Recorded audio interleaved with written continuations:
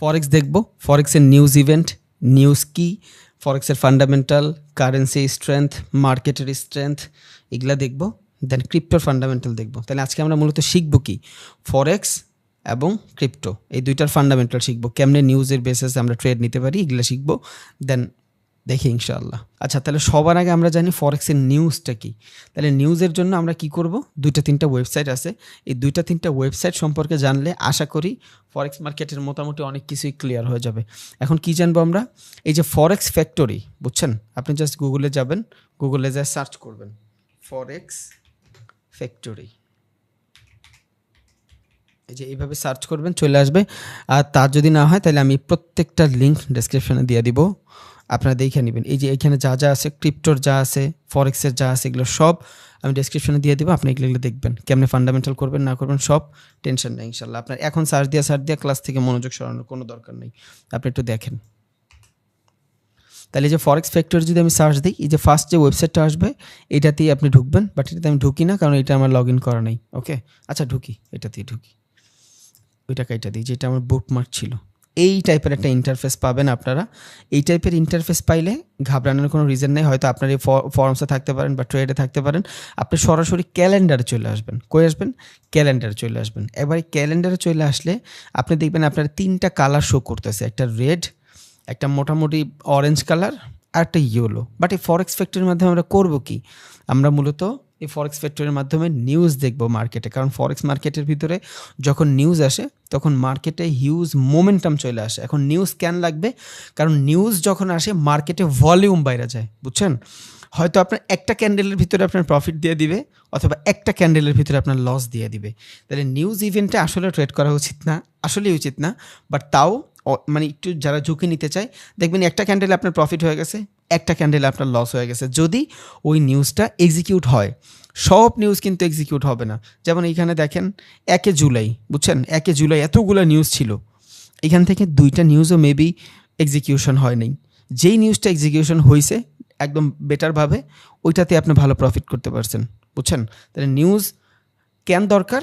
মার্কেটের ভিতরে হুট করে ভলিউম চলে আসে, একটা ক্যান্ডেলের ভিতরে আপনার প্রফিট দিয়ে দিবে, একটা ক্যান্ডেলের ভিতরে আপনার লস দিয়ে দিবে। এখন বিভিন্ন সোশ্যাল মিডিয়ার মাধ্যমে আপনি হয়তো দেখবেন যে নিউজের মাধ্যমে একটা ক্যান্ডেলে লস দিয়ে দিচ্ছে, একটা ক্যান্ডেলে প্রফিট দিয়ে দিচ্ছে। ইনফ্লুয়েন্স হওয়ার কোনো দরকার নাই। আজকের পরে আপনি নিজেই বুঝবেন এটা কতটুকু ভ্যালুয়েবল, কতটুকু ভ্যালুয়েবল না। কারণ ওই একটা ভিডিও শ্যুট করার জন্য ও দেখা গেছে 20 বার শ্যুট নিছে, তারপর একটা ভিডিও হয়েছে, বুঝছেন? সো নিউজ ইভেন্টের মাধ্যমে আমি শুধু মার্কেটের ভলিউমটা চেক করতে পারবো, বাট শিওরিটি নাই কোনো যে হবেই এমন কোনো শিওরিটি নাই, বুঝছেন? তাহলে নিউজের ভিতরে 2টা থাকে, একটা হলো নেগেটিভ আর একটা হলো পজিটিভ। একটু পরে জানতেছি, বাট আগে এই ইন্টারফেসটা বুঝে নিই, বুঝছেন? কারণ এই ইন্টারফেসটা যদি জানেন তাহলে এই নিউজ যা আছে এগুলো ম্যানুপুলেট করা আপনার জন্য অনেক ইজি হয়ে যাবে। ফার্স্ট অফ অল আমরা যখন এই টাইপে ঢুকবো, সবার আগে আমি এখানে লগ ইন করে নিব। আপনি লগ ইনে ক্লিক করলে আপনার মেইল চাবে, আপনি লগ ইন করে নেবেন। বাট এখন লগ ইন করতেছি না, ঝামেলা আছে। যদি চাই তাহলে নিয়ে নিব। তাহলে এখন এই টাইপের ইন্টারফেসের ভিতরে সবার আগে কি দেখি, সার্চ ইভেন্ট। আমি চাইলে এখানে কোনো ইভেন্ট সার্চ করতে পারবো, বাট সার্চের দরকার নেই, আমরা ম্যানুয়ালি বের করতে পারবো। ওকে, সার্চ করার দরকার নেই আপনার। তাইলে দেন আসবে ফিল্টার। এবার এই ফিল্টারে যদি আসি, আমার কাছে 3টা ইম্প্যাক্ট শো হচ্ছে, দেখছেন? 4টা ইম্প্যাক্ট শো হচ্ছে, বাট এইটারে কেউ ধরে না। 3টা ইম্প্যাক্ট, এটা বাদ দিই। এবার এইখানে 3 ধরনের ইম্প্যাক্ট আছে, একটা হলো হাই ইম্প্যাক্ট, একটা হলো লো ইম্প্যাক্ট, আর একটা হলো মিডিওকার ইম্প্যাক্ট, বুঝছেন? মানে একটা বড়লোক, একটা ছোট, একটা গরিব মানুষ, মানে মিডল ক্লাস। এই যে রেড যেই ইম্প্যাক্টগুলো দেখতেছেন, এটা হলো হাইলি এফেক্টেড নিউজ। এই এফেক্টগুলা এক্সিকিউশন হওয়ার চান্স সব থেকে বেশি। তার মানে এটা না যেগুলা হবে না, হবে। বাট আমি যদি নাম্বারিং করি, এটা হলো আপনার 100%, এটা হলো 70%, এটা হলো 15%। এগুলা কি ইম্প্যাক্ট? হাই ইম্প্যাক্ট, লো ইম্প্যাক্ট, মিডিওকার ইম্প্যাক্ট। তাইলে আমরা কোন ইম্প্যাক্টগুলো সব থেকে বেশি আমাদের জন্য ইম্পর্ট্যান্ট হবে? Red impact. কারণ এই সময় মার্কেটে অনেক বড় বড় নিউজ থাকে। যখনই মার্কেটের কোথাও রেড ইম্প্যাক্ট দেখবেন, তার মানে ওই নিউজগুলা ভ্যালুয়েবল নিউজ। সারাদিন তো আর নিউজ চলতে থাকবে না, বুঝছেন? হয়তো চলতে থাকতে পারে, খবরের কাগজে চলতে থাকতে পারে বা টিভি নিউজে চলতে পারে, বাট যেগুলার মাধ্যমে আপনি ফরেক্সে ট্রেড নিতে পারবেন ওইখানে এই দুইটা ইম্প্যাক্ট সব থেকে বেশি ভ্যালুয়েবল, মিডিওকর আর একটা হলো আপনার রেড ইম্প্যাক্ট। তাহলে এটা কি হাই ইম্প্যাক্ট, এটা কি মিডিওকার ইম্প্যাক্ট, এটা হলো লো ইম্প্যাক্ট। এখন আমি একটা এখানে কি করতে পারবো, ফিল্টার করতে পারবো। ধরেন আমি চাচ্ছি না এই যে অনেকগুলো ইম্প্যাক্ট দেখাচ্ছে না, আমি চাচ্ছি না এতগুলো ইম্প্যাক্ট দেখাক, আমি চাচ্ছি আমার শুধু হাই ইম্প্যাক্ট দেখাবে। তখন কি করবো, আমি এই দুইটারে আনটিক করে দিব, অ্যাপ্লাই ফিল্টার। এখন কি মার্কেটে যতগুলো হাই ইম্প্যাক্ট ছিল আমার শুধু হাই ইম্প্যাক্টের নিউজগুলোই দেখাইছে, বুঝছেন? এখানে কারেন্সি দেওয়া আছে, সমস্যা নেই। আগে সিরিয়াস ব্যাস বুঝি, তাহলে আশা করি সুবিধা হবে। তাহলে একটু আগে আমরা কি দেখছিলাম, ফিল্টার দেখছিলাম। আমি ওইখান থেকে যখন ফিল্টার করছি আমার এই অপশনটা চলে গেছে, বুঝছেন? কারণ ফিল্টার করছি। এবার আমি ফিল্টারে ক্লিক করি, এই অপশনটা চলে আসবে। এইখানে আবার অনেক সময় দেখবেন ফিল্টার লেখা নেই, সো হয়তো অনেকে খুঁজে পাবে না, এই জন্য দেখাই দিলাম। এই যে এইখানে আবার আসবেন, আপনি ফিল্টার পাওয়া যাবেন। ধরেন আপনি শুধু হাই ইম্প্যাক্ট চাচ্ছেন না, আপনি মিডিওকর ইম্প্যাক্টও চাচ্ছেন, ওকে, অ্যাপ্লাই ফিল্টার। এবার লাস্ট যেই কয়দিন শুধু মিডিওকর হাই ইম্প্যাক্ট ছিল ওই নিউজগুলো আপনার দেখাবে। এখন আরও ফিল্টার করতে পারবেন কেমনে, এই যে সবগুলো কারেন্সি আছে এইখানে আপনি কারেন্সিগুলো অফ করে দেন। কোন কোন কারেন্সিতে আপনি নিউজ মানে এফেক্ট চান, ধরেন আপনি সিডনি সেশনে ট্রেড করতেছেন, আপনি চাচ্ছেন শুধু অস্ট্রেলিয়ান ডলারের আর জেপিওয়াই মানে টোকিওর সেশন, এই দুইটা যখন মার্চ করবে তখন আপনি ট্রেড করবেন 6টা থেকে 8টা পর্যন্ত। সো আপনি চাচ্ছেন না উল্টাপাল্টা অন্য কোনো ইম্প্যাক্টগুলো থাকুক। হ্যাঁ, অন্য ইম্প্যাক্ট দরকার আছে, যেমন এইউডি, অস্ট্রেলিয়ান ডলার যদি ইউএসডির সাথে কম্পেয়ার করে তাহলে ইউএসডিও লাগতে পারে। আপনার ইচ্ছা, আপনি যেভাবে ইচ্ছা ওইভাবে নিজে নিজে পেয়ার বানাইতে পারেন। তাহলে আমি চিন্তা করলাম এখানে এইউডি ইউএসডি একটা পেয়ার হইতে পারে, তাহলে থাকবে। এনজিডির দরকার নেই, জেপিওয়াই জেবিপি পেয়ার হইতে পারে, ইউরো হইতে পারে, সিএনওয়াইয়ের দরকার নেই, সিএচএফের দরকার নেই, ক্যাডেরও দরকার নেই, শেষ, অ্যাপ্লাই ফিল্টার। এবার ওই কারেন্সিগুলোতেই শুধু আমার নিউজগুলো আসবে। দেখছেন কি কি যেগুলো আমি এখানে সিলেক্ট করছিলাম, কি কি করছিলাম, এইওডি অস্ট্রেলিয়ান ডলার করছি, জেবিপি করছি, ব্রিটিশ পাউন্ড করছিলাম, এটার বলে জেবিপি, দেন জাপানিজ ইয়েন করছি, ইউএস ডলার করছি, আর ইউরো করছি, বুঝছেন? এবার আমি চাচ্ছি যে এগুলো কিছুই থাকবে না, শুধু এইওডি থাকবে। আপনি এগুলো একটু দেখবেন, ভালো হবে, কারণ ইন্টারফেস বুঝলে সব কিছু ইজি। এখন এখানে কি আছে, শুধু এইউডির ভিতরে নিউজগুলো ছিল। এখন হাই ইম্প্যাক্ট সিলেক্ট করা, বাট এইউডির ভিতরে কোনো ধরনের হাই ইম্প্যাক্টের নিউজ নাই। এটা কখন করবেন, যখন আপনি স্পেসিফিক 2-3টা কারেন্সির উপরেই ট্রেড করবেন, তখন আপনি চাইলে এই টাইপের জিনিসগুলো করতে পারেন, এটা আপনার ইচ্ছা। এবার আপনি এখান থেকেও করতে পারবেন যে আপনি হাউজিং চাচ্ছেন না, কনজিউমার সার্ভিস চাচ্ছেন, বিজনেস সার্ভিস চাচ্ছেন, এটা চাচ্ছেন না, মিক্স চাচ্ছেন না, বন্ড চাচ্ছেন না, গভর্নমেন্টের যত ধরনের ঝামেলা সেগুলো চাচ্ছেন না, সেন্ট্রাল ব্যাংক থাকলো। এবার আপনার আরও মাল্টিপল হয়ে যাবে। আপনি দেখবেন কোন কোন যেভাবে আপনার ভালোভাবে মন চায়। তাহলে আমার এই ক্ষেত্রে মোটামুটি সবই অন থাকুক, সবই অন করে দিলাম, হাই ইম্প্যাক্ট, লো ইম্প্যাক্ট, যত ইম্প্যাক্ট আছে সবই অন করে দিলাম, সব কারেন্সি অন করে দিলাম, আমি অ্যাপ্লাই দিয়ে দিলাম, ওকে ডান। এবার একটা না করে আপনি এই যে রিমুভ ফিল্টারে ক্লিক করলেও আপনার ওইটা সব রিমুভ হয়ে যেত। এই যে এখানে আসলে অ্যাপ্লাই, দেন আবার যদি যান এই যে রিমুভ ফিল্টার, যা থাকবে সব রিমুভ হয়ে যাবে, ওকে। এবার দেখেন এখানে অনেকগুলো ডেট সিলেক্ট করা, ভাই আমার স্পেসিফিক একটা দিন লাগবে, আমার এত দিনের দরকার নেই। আজকে 5 তারিখ, আমার শুধু 5 তারিখের নিউজগুলোই লাগবে, অন্য অন্য দিন লাগবে না। তখন কি করবেন, আপনি ক্যালকুলেটরে আসবেন, এই যে এইখানে আসবেন, ক্যালেন্ডারে আসবেন, দেখেন ক্যালেন্ডারের ভিতরে কি সিলেক্ট করা, জুন মাস সিলেক্ট করা, 2024-এর জুন সিলেক্ট করা। একে তো জুন সিলেক্ট করা, 2 তারিখ দেখেন গ্রে করা আছে, এখানে 30 থেকে একদম 6 তারিখ পর্যন্ত আপনার এখানে সিলেক্ট করা। বাট আমি কি করব, আমি কি দেখব, আমি মূলত দেখব জুলাই মাস। তাহলে এখান থেকে আমি অ্যারোর মাধ্যমে, ইভেন আমি এখান থেকে যদি মানে চেঞ্জ করি মে মাসে কোন কোন নিউজ ছিল সেটাও দেখতে পারবো, বুঝছেন? দেন আমি যদি আরও চেঞ্জ করি এপ্রিল মাসে কী নিউজ ছিল সেটাও দেখতে পারবো, বাট আমার দরকার নেই, আমি জুলাই দেখবো। তাহলে যে জুলাই সিলেক্ট হয়েছে, এবার এইখান থেকে আমি শুধু 5 সিলেক্ট করে দিব। এই যে যা যা আছে এগুলো সব বাদ দিব, এগুলো সব বাদ দিব, শুধু 5 সিলেক্ট থাকবে আমার। যখন আমি 5 সিলেক্ট করলাম, আজকের তারিখে এই জায়গাটাতে কোন কোন নিউজ ছিল এই জিনিসগুলোই শুধু দেখাচ্ছে। দেখেন একটা হলে আপনার পুরো ব্ল্যাক করা, তার মানে এইটা এখন পর্যন্ত নিউজটা হয়ে যায় নাই, এগুলো সব নিউজ হয়ে গেছে, বুঝছেন? এই জন্য গ্রে হয়ে গেছে। তাইলে আজকে সারাদিনে মানে 5 তারিখে ফরেক্সের মধ্যে শুধু এই একটা নিউজ এখন পর্যন্ত চলে আসে, ইসিবি প্রেসিডেন্ট লেগার্ড স্পিক, যাই হোক, এটা 11টা 15-তে এক্সিকিউট হবে। এটা কি একটা মিডিওকর ইম্প্যাক্ট নিউজ। এবার আপনি যদি ফোল্ডারে ক্লিক করেন, এখান থেকে এটা সম্পর্কে আপনি ভালোভাবে বুঝতে পারবেন যে ও আপনার কি বলতেছে, বুঝছেন? বাট এটা আমরা জানবো একটু পরে ইনশাআল্লাহ। দেন এইটা তো বোঝা গেছে। এখন এইখান থেকে দেখেন, আপনি কিন্তু চাইলেও মাল্টিপল তারিখ সিলেক্ট করতে চাচ্ছেন না। আপনি চাচ্ছেন 1 থেকে 5 তারিখ পর্যন্ত সব নিউজ দেখবেন জুলাই মাসের। পারতেছেন, সিলেক্ট করতে পারতেছেন না। কই যাবেন? এইখানে যাবেন। এইখানে গেলে পুরো জুলাই মাস চলে আসবে। এবার আপনি এখান থেকে সিলেক্ট করতে পারবেন। টানা 5টা 6টা একসাথে যেভাবে ইচ্ছা ওইভাবে সিলেক্ট করতে পারবেন। এই যে 5 দিন একসাথে সিলেক্ট করে অ্যাপ্লাই ফিল্টারে দিবেন, অ্যাপ্লাই হয়ে যাবে। 4 তারিখ সিলেক্ট করা। যাই হোক, এখান থেকে ইয়েস্টারডে আপনি আগামী দিন 6 তারিখ কোনো নিউজ আছে কিনা, ওকে? এই যে 6 তারিখ অ্যাপ্লাই সেটিংস, আপনি কি চাচ্ছেন 6 তারিখের নিউজ এখন পর্যন্ত পাবলিশড হয়নি ফরেক্স ফ্যাক্টরিতে, ওকে? তাহলে আমি কই যাব? আমি 5 তারিখেই যাই। এবার দেখেন দিস উইক, এই সপ্তাহে আপনি যদি চান শুধু টুডে সিলেক্ট করে রাখবেন, আজকের নিউজই আসবে। আপনি যদি চান টুমরো সিলেক্ট করে রাখবেন, কালকের নিউজ আসবে, ওকে? টুডে অ্যান্ড টুমরো, ইয়েস্টারডে চান, যেইভাবে চান।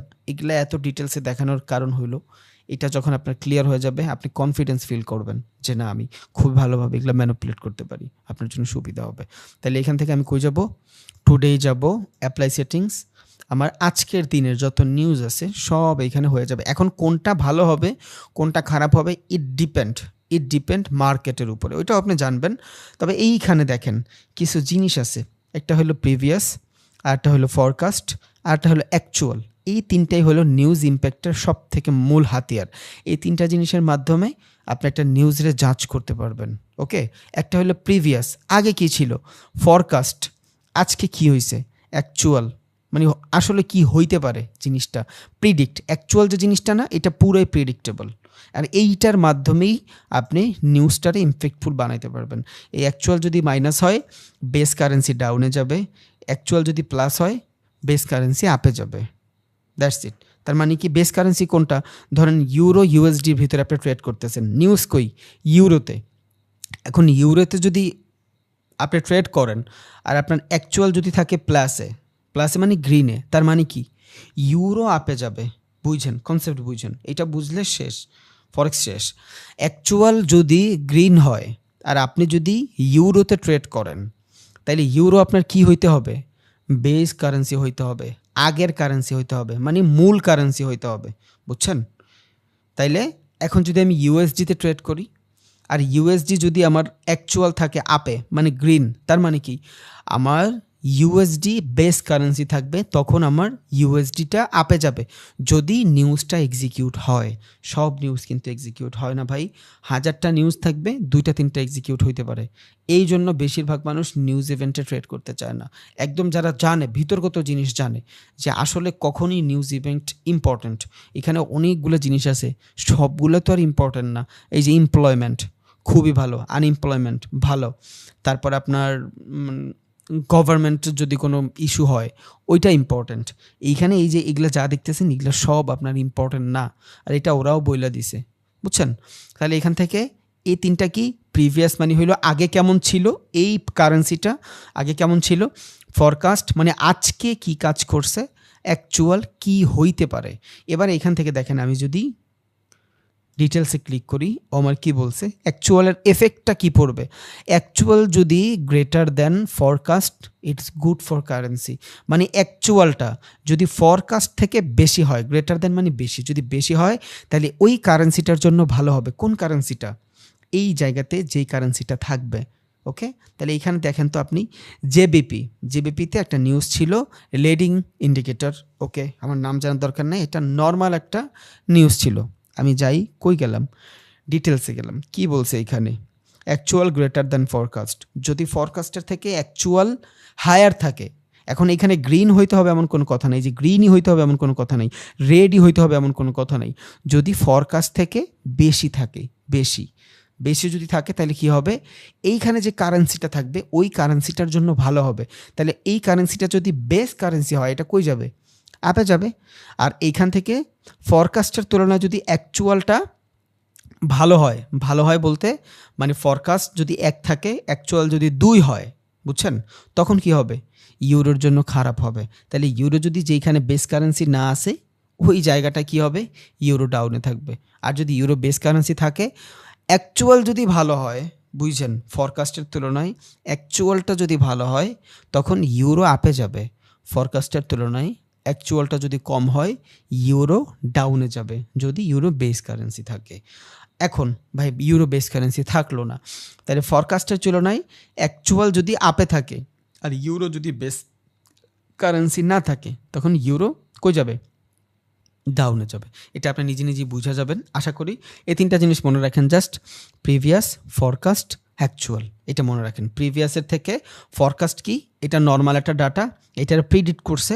বাট যদি অ্যাকচুয়ালটা এই যে জিনিসটা দেখতেছেন, এটা কিন্তু অলওয়েজ এই যে অ্যাকচুয়ালটা কিন্তু উইঠা থাকবে না, অ্যাকচুয়ালটা কিন্তু উইঠা থাকবে না, বুঝছেন? এই অ্যাকচুয়ালটা ট্রেডটা এক্সিকিউট করার 5 থেকে 6 সেকেন্ড আগে, মানে একটা নিউজ এক্সিকিউট হওয়ার 5 থেকে 6 সেকেন্ড আগে এইটা রেড হবে অথবা গ্রিন হবে, বুঝছেন? তাই মানে এইখানে যেটা দেখাবে ওইটা কি হবে, আপনার ট্রেডটা এক্সিকিউট হয়ে যাওয়ার পরে দেখাবে। বুঝছেন কনসেপ্টটা? বুঝছেন? নিউজ ইভেন্ট অত ইম্পর্টেন্ট না ট্রেডিংয়ের জগতে। সো এটা নিয়ে তো প্যারা নিয়ে লাভ নাই। ইউটিউবাররা ভাই বহুত ভিডিও বানায়, ওরে অনেক কিছু বানাবে, অনেক ধরনের চার্ট প্যাটার্ন দেখাবে, অনেক কিছু দেখাবে। দিন শেষে প্রাইস অ্যাকশন, আপনার যে বেসিক নলেজটা আছে ওইটাই ইম্পর্ট্যান্ট। ইনফ্লুয়েন্স হওয়ার কোনো দরকার নাই। একটা ভিডিও দেখে ইউটিউবে একটা চার্ট প্যাটার্নের ভিডিও দেখলেন, একটা ব্যাকগ্রাউন্ড মিউজিকের সাথে যাচ্ছে, কী কী ড্র করছে, আপনি ওটার পিকচার তুইলা যাবেন এই টাইপের খুঁজতে, পুরা 7 দিনের ডাটা খুঁজেও পাবেন না, বুঝছেন? ভিউয়ের জন্য মানুষ বহুত কিছু করে। সো এত প্যারা নিয়ে লাভ নেই, আপনি যেটা লাগবে ওইটা আপনি জানেন। এখন এই যে অ্যাকচুয়ালটা দেখতেছেন, এটা কিন্তু ট্রেডটা এক্সিকিউট হয়ে যাওয়ার পরে হয়েছে। আবারও বুঝছেন, এটা ট্রেডটা এক্সিকিউট হয়ে যাওয়ার পরে হয়েছে। এটা কিন্তু এখানে থাকবে না। শুধু কি কি থাকবে? প্রিভিয়াস থাকবে আর ফরকাস্ট থাকবে। এখন পর্যন্ত এটা প্রিভিয়াসও আসে নাই, ফরকাস্টও আসে নাই। 11টার সময় যে নিউজটা আসবে তাহলে হয়তো আমি দেখাই দিতে পারতাম, বাট অ্যাকচুয়ালটা থাকবে না, এটা মাথায় রাখেন। এইটা আপনার ট্রেডটা হয়ে যাওয়ার পরে, এটা লাইক ইন্ডিকেটরের মতন, একটা ট্রেড হয়ে যাওয়ার পরে আপনার এখানে ডাটাটা শো করাবে। তাহলে ভাই আমি নিউজের মাধ্যমে কেমনে ট্রেড নিব? তুক্কা, তুক্কা বুঝেন? আপনার ট্রেন্ড আপ ট্রেন্ডে আছে, আপনি আপনার নর্মাল ট্রেডে আসেন, ওইখান থেকে আপনি 5% রিস্ক নিয়ে একটা ঝুঁকি নিলেন আপনার ক্যাপিটালের। যদি আমার ক্যাপিটাল হয় 5% একসাথে চলে যাবে।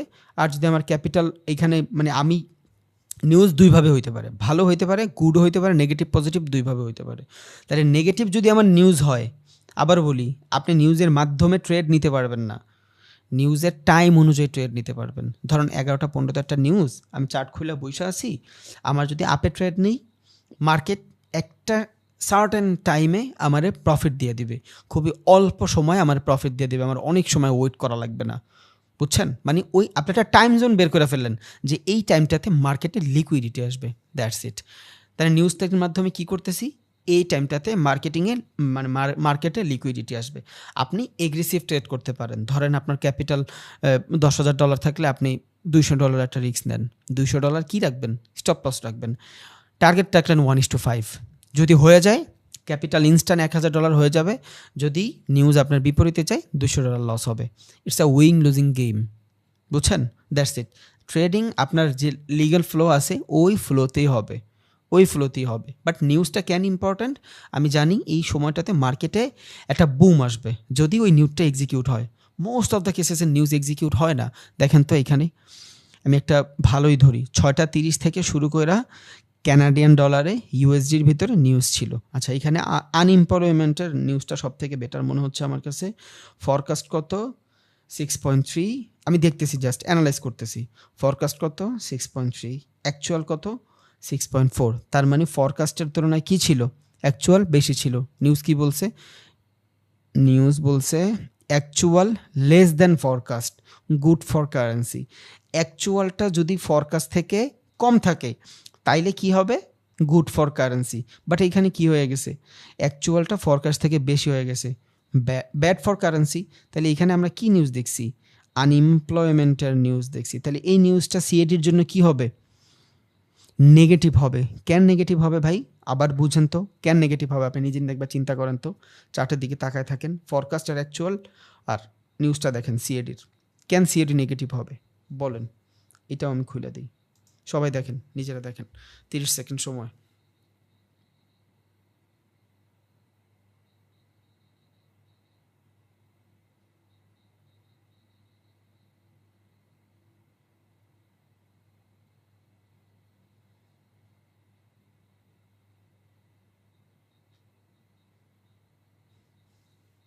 আমি বুঝাই দেই কি বলছিলাম এইখানে। অ্যাকচুয়াল যদি গেটার দেন হয় ফরকাস্টের থেকে তখন কারেন্সির জন্য ভালো হবে, বাট এইখানে ওই বইলা দিছে অ্যাকচুয়ালটা যদি লেস দেন হয় ফরকাস্টের থেকে, মানে অ্যাকচুয়াল যেটা থাকবে ওইটা যদি ফরকাস্ট থেকে ছোট হয় তখন কারেন্সির জন্য ভালো হবে, বুঝছেন? বাট এইখানে কি ফরকাস্টের থেকে অ্যাকচুয়ালটা বেশি, তাহলে এটা কারেন্সির জন্য খারাপ। তাহলে আমি যাই এই সময়টাতে সিএডি ডাউনে থাকার কথা, তাহলে এটা সময় কত 6:30।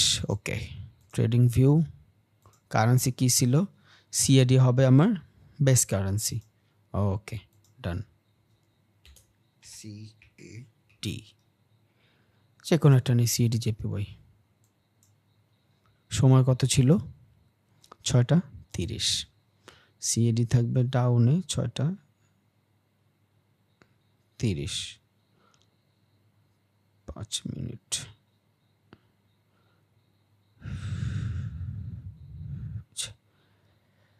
6:30 তো মার্কেট ডাউনই ছিল, বাট নিউজের কোনো এফেক্ট এখানে পড়ে নাই, বুঝছেন? 6:30 মার্কেট ডাউনে ছিল, বাট নিউজের কোনো ইম্প্যাক্ট পড়ে নাই। তারিখটা কবে এটা?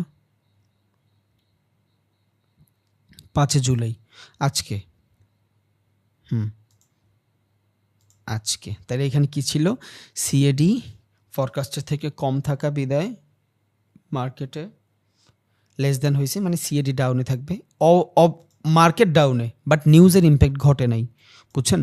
দেখেন একটা হাইলি ইম্প্যাক্ট নিউজ, তাও এখানে ঘটে নাই। নিউজের ইম্প্যাক্ট ঘটলে মার্কেটে এই টাইপের ক্যান্ডেল আসবে, এই যে এই টাইপের ক্যান্ডেল আসবে। একটা ক্যান্ডেল আপনার স্টপ লস হিট করাই দিবে, একটা ক্যান্ডেল আপনার প্রফিট করাই দিবে, বুঝছেন? এই যে নিউজ। আচ্ছা দেখি তো এই সময় কোনো নিউজ ছিল কি না। 15:30 ফ্রাইডে 5 তারিখ 24 জুলাই, 15:30, 15:35, মানে 3:30, 3:35। দেখছেন ওইখানে ছিল, বাট নিউজ ভালো ছিল না। এইখানে এমন না যে নিউজটা আগামীতে দেখাবে, মানে হয় ভালো নিউজ দেখাইছে খারাপ নিউজ দেখায় নাই, এমন না। সারাদিনে যতগুলো নিউজ ওইখানে কাউন্ট করছে সব এইখানে ছিল। দেখেন 3:30, 3:35 কোনো ধরনের নিউজ ছিল না। কিসে? সিএডির ভিতরে নিউজ ছিল, ইউএসডির ভিতরে আমরা কি দেখতেছি, সিএডি দেখতেছি। সিএডির ভিতরে 3:30, 3:35 কোনো নিউজ ছিল না, তাও মার্কেটে মুভমেন্ট চলে আসছে। আবারও বলি ভাই, কন্টেন্ট বানানোর জন্য মানুষ বহুত কিছু করবে। নিউজ ইম্পর্ট্যান্ট, বাট সব নিউজ ভ্যালুয়েবল না। কেন? এক একটা মানুষের 2টা 3টা 4টা 5টা করে মনিটর থাকে ট্রেডারদের, দ্যাটস দ্য রিজন। একটার ভিতরে ফরকাস্ট খোলা থাকে, মানে একটার ভিতরে আপনার ফরেক্স ফ্যাক্টরি খোলা থাকে, একটার ভিতরে চার্ট খোলা থাকে, একটার ভিতরে ট্রেডিং ভিউ খোলা থাকে। মানুষ মনে করে যে শো অফের জন্য মেবি এক একটা ট্রেডার, যারা রিয়েল ট্রেডার, 4টা 5টা উইন্ডো নিয়ে বসে থাকে না। আসলেই প্রয়োজন, যেদিন নিজে করবেন সেই দিন বুঝবেন। আপনি যদি নিউজে ট্রেড করতে চান কী করবেন, নিউজের একটা চার্ট অলওয়েজ আপনার এখানে খোলা থাকবে। এখন হাই ইম্প্যাক্ট নিউজ, লো ইম্প্যাক্ট নিউজ, সেইটা ঠিক আছে থাকতেই পারে, বাট আপনি দেখতেছেন আপনি যখন ট্রেড নিয়েছেন তখন মার্কেটের ভিতরে কোনো ধরনের নিউজ আসে কি না। আমার একটা চার্ট খোলা থাকে, যেমন আমার 6টা মনিটর, আমি একটার ভিতরে এক একটা ধরনের জিনিস ইউজ করি। 2টা কারেন্সি পেয়ার একসাথে ট্রেড করি, বুঝছেন?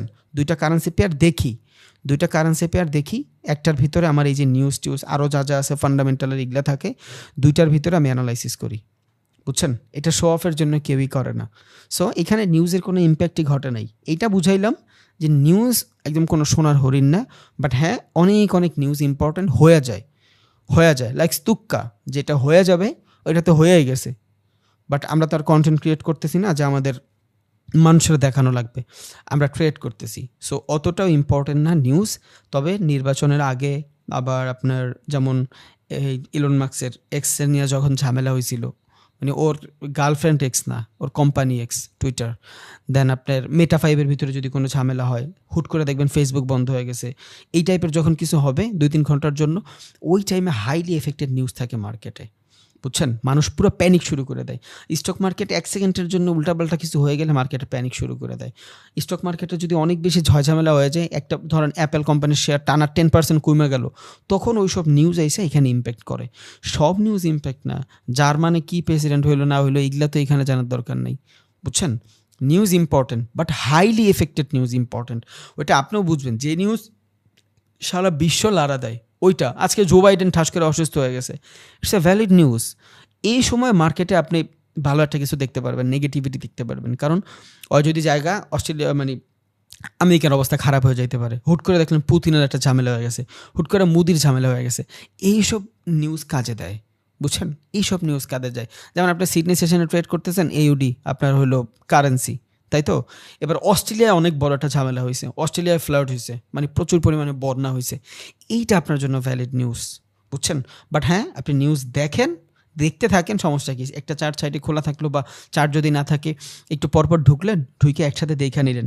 যদি আপনি, আমার যখন একটা সাইড ছিল তখন আমি এগুলা যখন নোট করা লাগতো খাতা কলম নিয়ে বসতাম, কোনটা কোনটা নিউজ, কোন কোন কারেন্সি পেয়ার ইম্পর্টেন্ট যেগুলা ছিল ওগুলো আমি লিখে রাখতাম, ওই সময় দেখতাম, কারণ আমার অতগুলো স্ক্রিন ছিল না। সো আপনার কালকেই যে অনেকগুলো স্ক্রিন লাগবে ব্যাপারটা এমন না। আগে নিজের পোটেনশিয়াল বুঝেন। আমি আপনারা বুঝাইলাম যে হ্যাঁ, হইলে ভালো, বুঝছেন? হইলে ভালো, মাল্টিপল স্ক্রিন হইলে ভালো, আপনি চাইলে অনেক কিছু একসাথে ডিভাইডেড করে করতে পারবেন। বাট এগুলা জিনিস খুইলা রাখার অনেক বেশি দরকার নেই। আপনি জাস্ট দেখবেন, দেখে নোট করে বের হয়ে যাবেন, দ্যাটস ইট। এখানে সারা দিনে আজকে ইম্পর্টেন্ট নিউজ ছিল মাত্র এই 4টা 5টা। এগুলা তো আপনি চাইলে খাতায় নোট করতে পারেন। এটার জন্য আপনার 20-25-50 হাজার টাকা দিতে মনিটর কেনার কোনো দরকার নেই, বুঝছেন? এই হইল নিউজ। নিউজের অনেক বেশি ইম্পর্টেন্স নাই, আবার ইম্পর্টেন্স আছে, বুঝছেন? ও এক্সিকিউশন হয়ে গেলে ভালো, যদি এক্সিকিউশন না হয় জাস্ট নর্মাল জিনিস। আরেকটা জিনিস এইখানে ইম্পর্ট্যান্ট, দেখেন আমার যে টাইম, এই টাইমটা বাংলাদেশি টাইম ফ্রেম অনুযায়ী আছে, বুঝছেন? বাংলাদেশি টাইম ফ্রেম অনুযায়ী আছে। আপনার হয়তো নাও থাকতে পারে কি, নর্মালি ঢুকলে আপনার এই টাইপের থাকবে না, আপনার হয়তো আলাস্কা কিছু একটা দেওয়া থাকবে। সো আপনি যেই কান্ট্রিতে থাকেন, আচ্ছা আমি সেফ সেটিং দিই, দেখেন আমার দেশে কয়টা বাজে, বাট আমি যে অ্যালাস্কা দিছি, ওই অ্যালাস্কার দেশের অনুযায়ী কি কোনো নিউজ আছে? নাই। ফরেক্স মার্কেট ওদের দেশের টাইম ফ্রেম অনুযায়ী বন্ধ হয়ে গেছে, কারণ আজকে শুক্রবার, শনি রবি 2 দিন বন্ধ থাকবে, বুঝছেন? বাট আমার বাংলাদেশের টাইম ফ্রেম অনুযায়ী তো আমার এখানে সেট করতে হবে, তখন আমি নিউজগুলো বুঝেন নাই? কারণ আমার ট্রেডিং ভিউতে একরকম টাইম ফ্রেম, এইখানে একরকম টাইম ফ্রেম, ঝামেলা হয়ে যাবে। তাহলে আমরা কই যাব? এই টাইম ফ্রেমে আসবো, এই অ্যারোতে যাব, ঢাকা খুঁজবো, আস্তানা ঢাকা। দেখেন এই যে আস্তানা ঢাকা, এবার যখন আমি সেভ দিলাম, আমার দেশের যে টাইম ফ্রেম, এই টাইম ফ্রেম অনুযায়ী টাইম চলে আসছে। এই দেখেন, এই যে নিচে দেখেন 9টা 37, এখানেও দেখেন 9টা 37। এবার যা কিছুই হচ্ছে সব কিছু আমার দেশ অনুযায়ী হচ্ছে, এই দেখেন মার্কেট 6 তারিখ 7 তারিখ বন্ধ থাকবে, এই 2 দিন কোনো ধরনের নিউজ কাউন্ট হয়নি। একটা নিউজ কাউন্ট হয়েছিল ইউরোর ভিতরে, বাট লাভ কি, ফরেক্স মার্কেট তো বন্ধ থাকবে, নিউজ আছে বাট আপনি চাইলেও ট্রেড করতে পারবেন না। রিজন কি? ধরুন মার্কেট বন্ধ। এই দেখেন 8 তারিখ আবার অনেকগুলো নিউজ আছে, দেখছেন? নিচে যান আরও, 9 তারিখ অনেকগুলো নিউজ আছে, 10 তারিখ অনেকগুলো নিউজ আছে, 11 তারিখ অনেক নিউজ আছে, 12 তারিখ নিউজ আছে, আবার এরপর 2 দিন বন্ধ, 13-14 তারিখ বন্ধ, দেখছেন? ফরেক্স মার্কেট 2 দিন যে বন্ধ থাকে, ওই 2 দিন কোনো নিউজও থাকে না, থাকতে পারে বাট ওগুলোতে এক্সিকিউশন হয় না। তাইলে আপনি চাইলে আস্তে আস্তে মোর করেও দেখতে পারেন, বা আপনি যদি চান একসাথে দেখবেন। ওকে, এখানে অনেকগুলো দিন সিলেক্ট করা দরকার নেই, শুধু 5 তারিখ সিলেক্ট করা থাক, বা শুধু 4 তারিখ সিলেক্ট করা থাক, অ্যাপ্লাই সেটিং, দ্যাটস ইট, শেষ।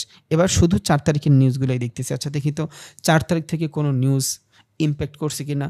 12টা AM বাংলাদেশের সময় ইউএসডির ভিতরে একটা নিউজ ছিল, বাট এইখানে প্রিভিয়াস ফরকাস্ট অ্যাকচুয়াল কিছুই ছিল না। ওই যে লাইক দিস, একটু আগে আমি যখন দেখতেছিলাম, এই টাইপের 5 তারিখের যে নিউজ ছিল, এই যে 11টার ভিতরে দেখেন এখানে প্রিভিয়াস ফরকাস্ট অ্যাকচুয়াল কিছুই নাই, বুঝছেন?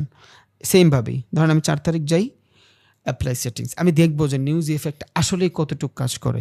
ইউএসডি এইটার ভিতরে কিছুই নাই, সো এই নিউজের ডাটাই নেই আমার কাছে, এটা আমি করতে পারবো না।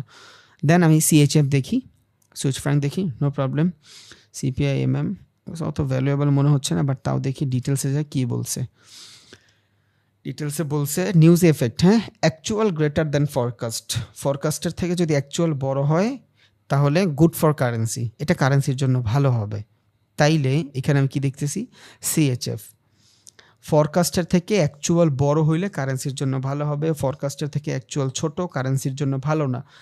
দেখি নিউজ এফেক্ট আছে কিনা। 12টা 30 PM CHF, 12টা 30 PM CHF, ওকে, CHF JPY 12টা 30 PM 4 তারিখ।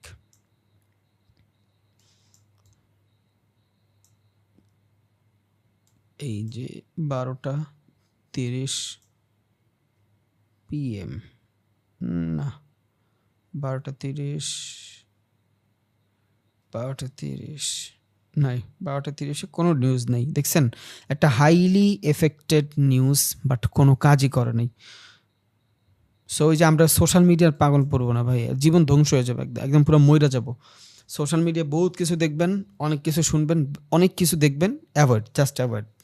আচ্ছা, একটা গেল জেবিপি পার্লামেন্টারি ইলেকশন, এটা তো মোটামুটি ভালো নিউজ, বাট এটার প্রিভিয়াস ফরকাস্ট কোনো ডাটা নাই। এই নিউজটাকে নেগেটিভ যাবে না পজিটিভ যাবে কিছুই নাই, বুঝছেন? তাহলে এটা আমি বাদ দিব। সারাদিনে 3টা নিউজ দেখলাম হাইলি এফেক্টেড, কোনো নিউজই মার্কেট এক্সিকিউশন করে নাই। আচ্ছা, তাহলে এটা মোটামুটি বুঝা গেছে। ওকে, তাহলে আমরা নিউজের চ্যাপ্টারটা শেষ করে দিই। এটা নিয়ে যত ঝয়ঝামেলা ছিল আপনারা এখন জানেন, কোন কোন টাইমে নিউজ আসবে, কেমনে নিউজ এক্সিকিউট করবেন, সব কিছু বুঝছেন, সব কিছু। আচ্ছা, এবার আমরা আর একটা জিনিস দেখব, সেটা হলো একটা কারেন্সি পেয়ারের স্ট্রেংথ। আমি যদি চাই কোনো কারেন্সিতে ট্রেড করতে, ওই কারেন্সির ভিতরের স্ট্রেংথ কেমন ওইটা আমার জানা লাগবে। কি করব? আমি এখান থেকে কারেন্সি স্ট্রেংথ মিটারে যাব।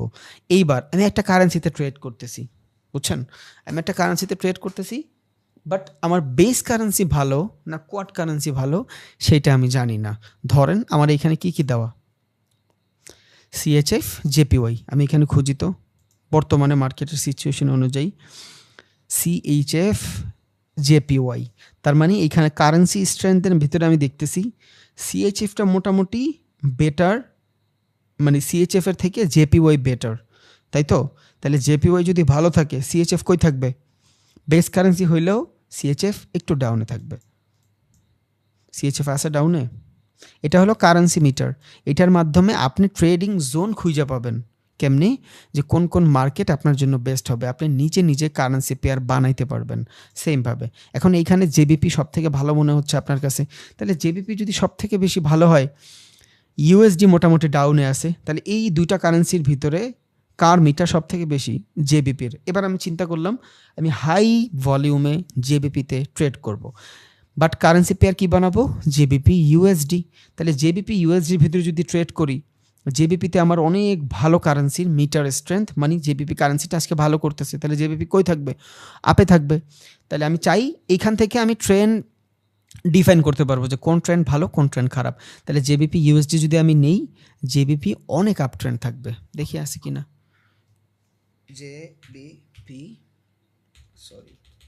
জেবিপি ইউএসডি, ওকে, জেবিপি কি আছে আপ ট্রেন্ড?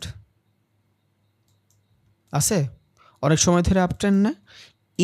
এই জিনিসগুলোর মাধ্যমে আপনি কি করতে পারবেন? নিজে এইটা বুঝতে পারবেন যে কোন মার্কেট ভালো কোন মার্কেট খারাপ। সো এখন ট্রেডিংয়ে বইসাই আপনার ট্রেডিং ভিউর ভিতরে যায় সবগুলো জিনিস দেখতে হবে না আপনার, কোন মার্কেট ভালো কোন মার্কেট খারাপ দরকার নাই। কারেন্সি স্ট্রেংথে যাবেন, বর্তমান কারেন্ট সিচুয়েশনে রিফ্রেশ করেন কোন কোন কারেন্সি ভালো করতেছে। এবার আপনি চাচ্ছেন একদম হাইলি কারেন্সি, একদম লো কারেন্সি, তাহলে এই যে জেবিপি আর সিএডি বানাইতে হবে। এইখানেও জেবিপি আপ ট্রেন্ড থাকবে। এবার আপনি মনে হলো আপনার একটা সাইডওয়েজ মার্কেট চাই, যেই সাইডওয়েজ মার্কেটে আপনি রেঞ্জ বাউন্ডিং ট্রেড করতে পারবেন। যদিও রেঞ্জ বাউন্ডিং ট্রেডে মানুষের ক্যাপিটাল অনেক বড় হয় না। আজকে আমি আপনাদের একটা ট্রেড দেখাবো না, গত ক্লাসের অ্যানালাইসিস অনুযায়ী আপনারা বুঝতে পারবেন। আমি আমার ভাইয়ের অ্যাকাউন্টের মাধ্যমে স্ক্রিনশট করে মানে স্ক্রিন রেকর্ড করে রাখছিলাম। ওকে, তাহলে আমি ধরেন এখান থেকে দুইটা সেফ জোন চাচ্ছি, সিএইচএফ, ইউরো। বাট সিএইচএফ কারেন্সিটা আমার পার্সোনালি ভালো লাগে না, আমি কই যাব? ইউরো আর এইউডির ভিতরে যাব। ওকে, যাই, মোটামুটি দেখবেন মার্কেট সাইড রয়েছে ইউরো ইউএসডি, দেখছেন মোটামুটি মার্কেট সাইডওয়েজ। এবার সাইডওয়েজ মার্কেট যদি আপনি ট্রেড করতে পারেন, তবে সাইডওয়েজ মার্কেট ট্রেড করলে অনেক বড় ক্যাপিটাল লাগে। বড় ক্যাপিটাল বুঝেন? অনেক বড় ক্যাপিটাল লাগে। আপনার ক্যাপিটাল লাগবে $10,000-15,000। যদি এটা হয় তখন আপনি দেখা গেছে যে স্ক্যাল্পিংয়ের মাধ্যমে টাকা ইনকাম করতে পারবেন।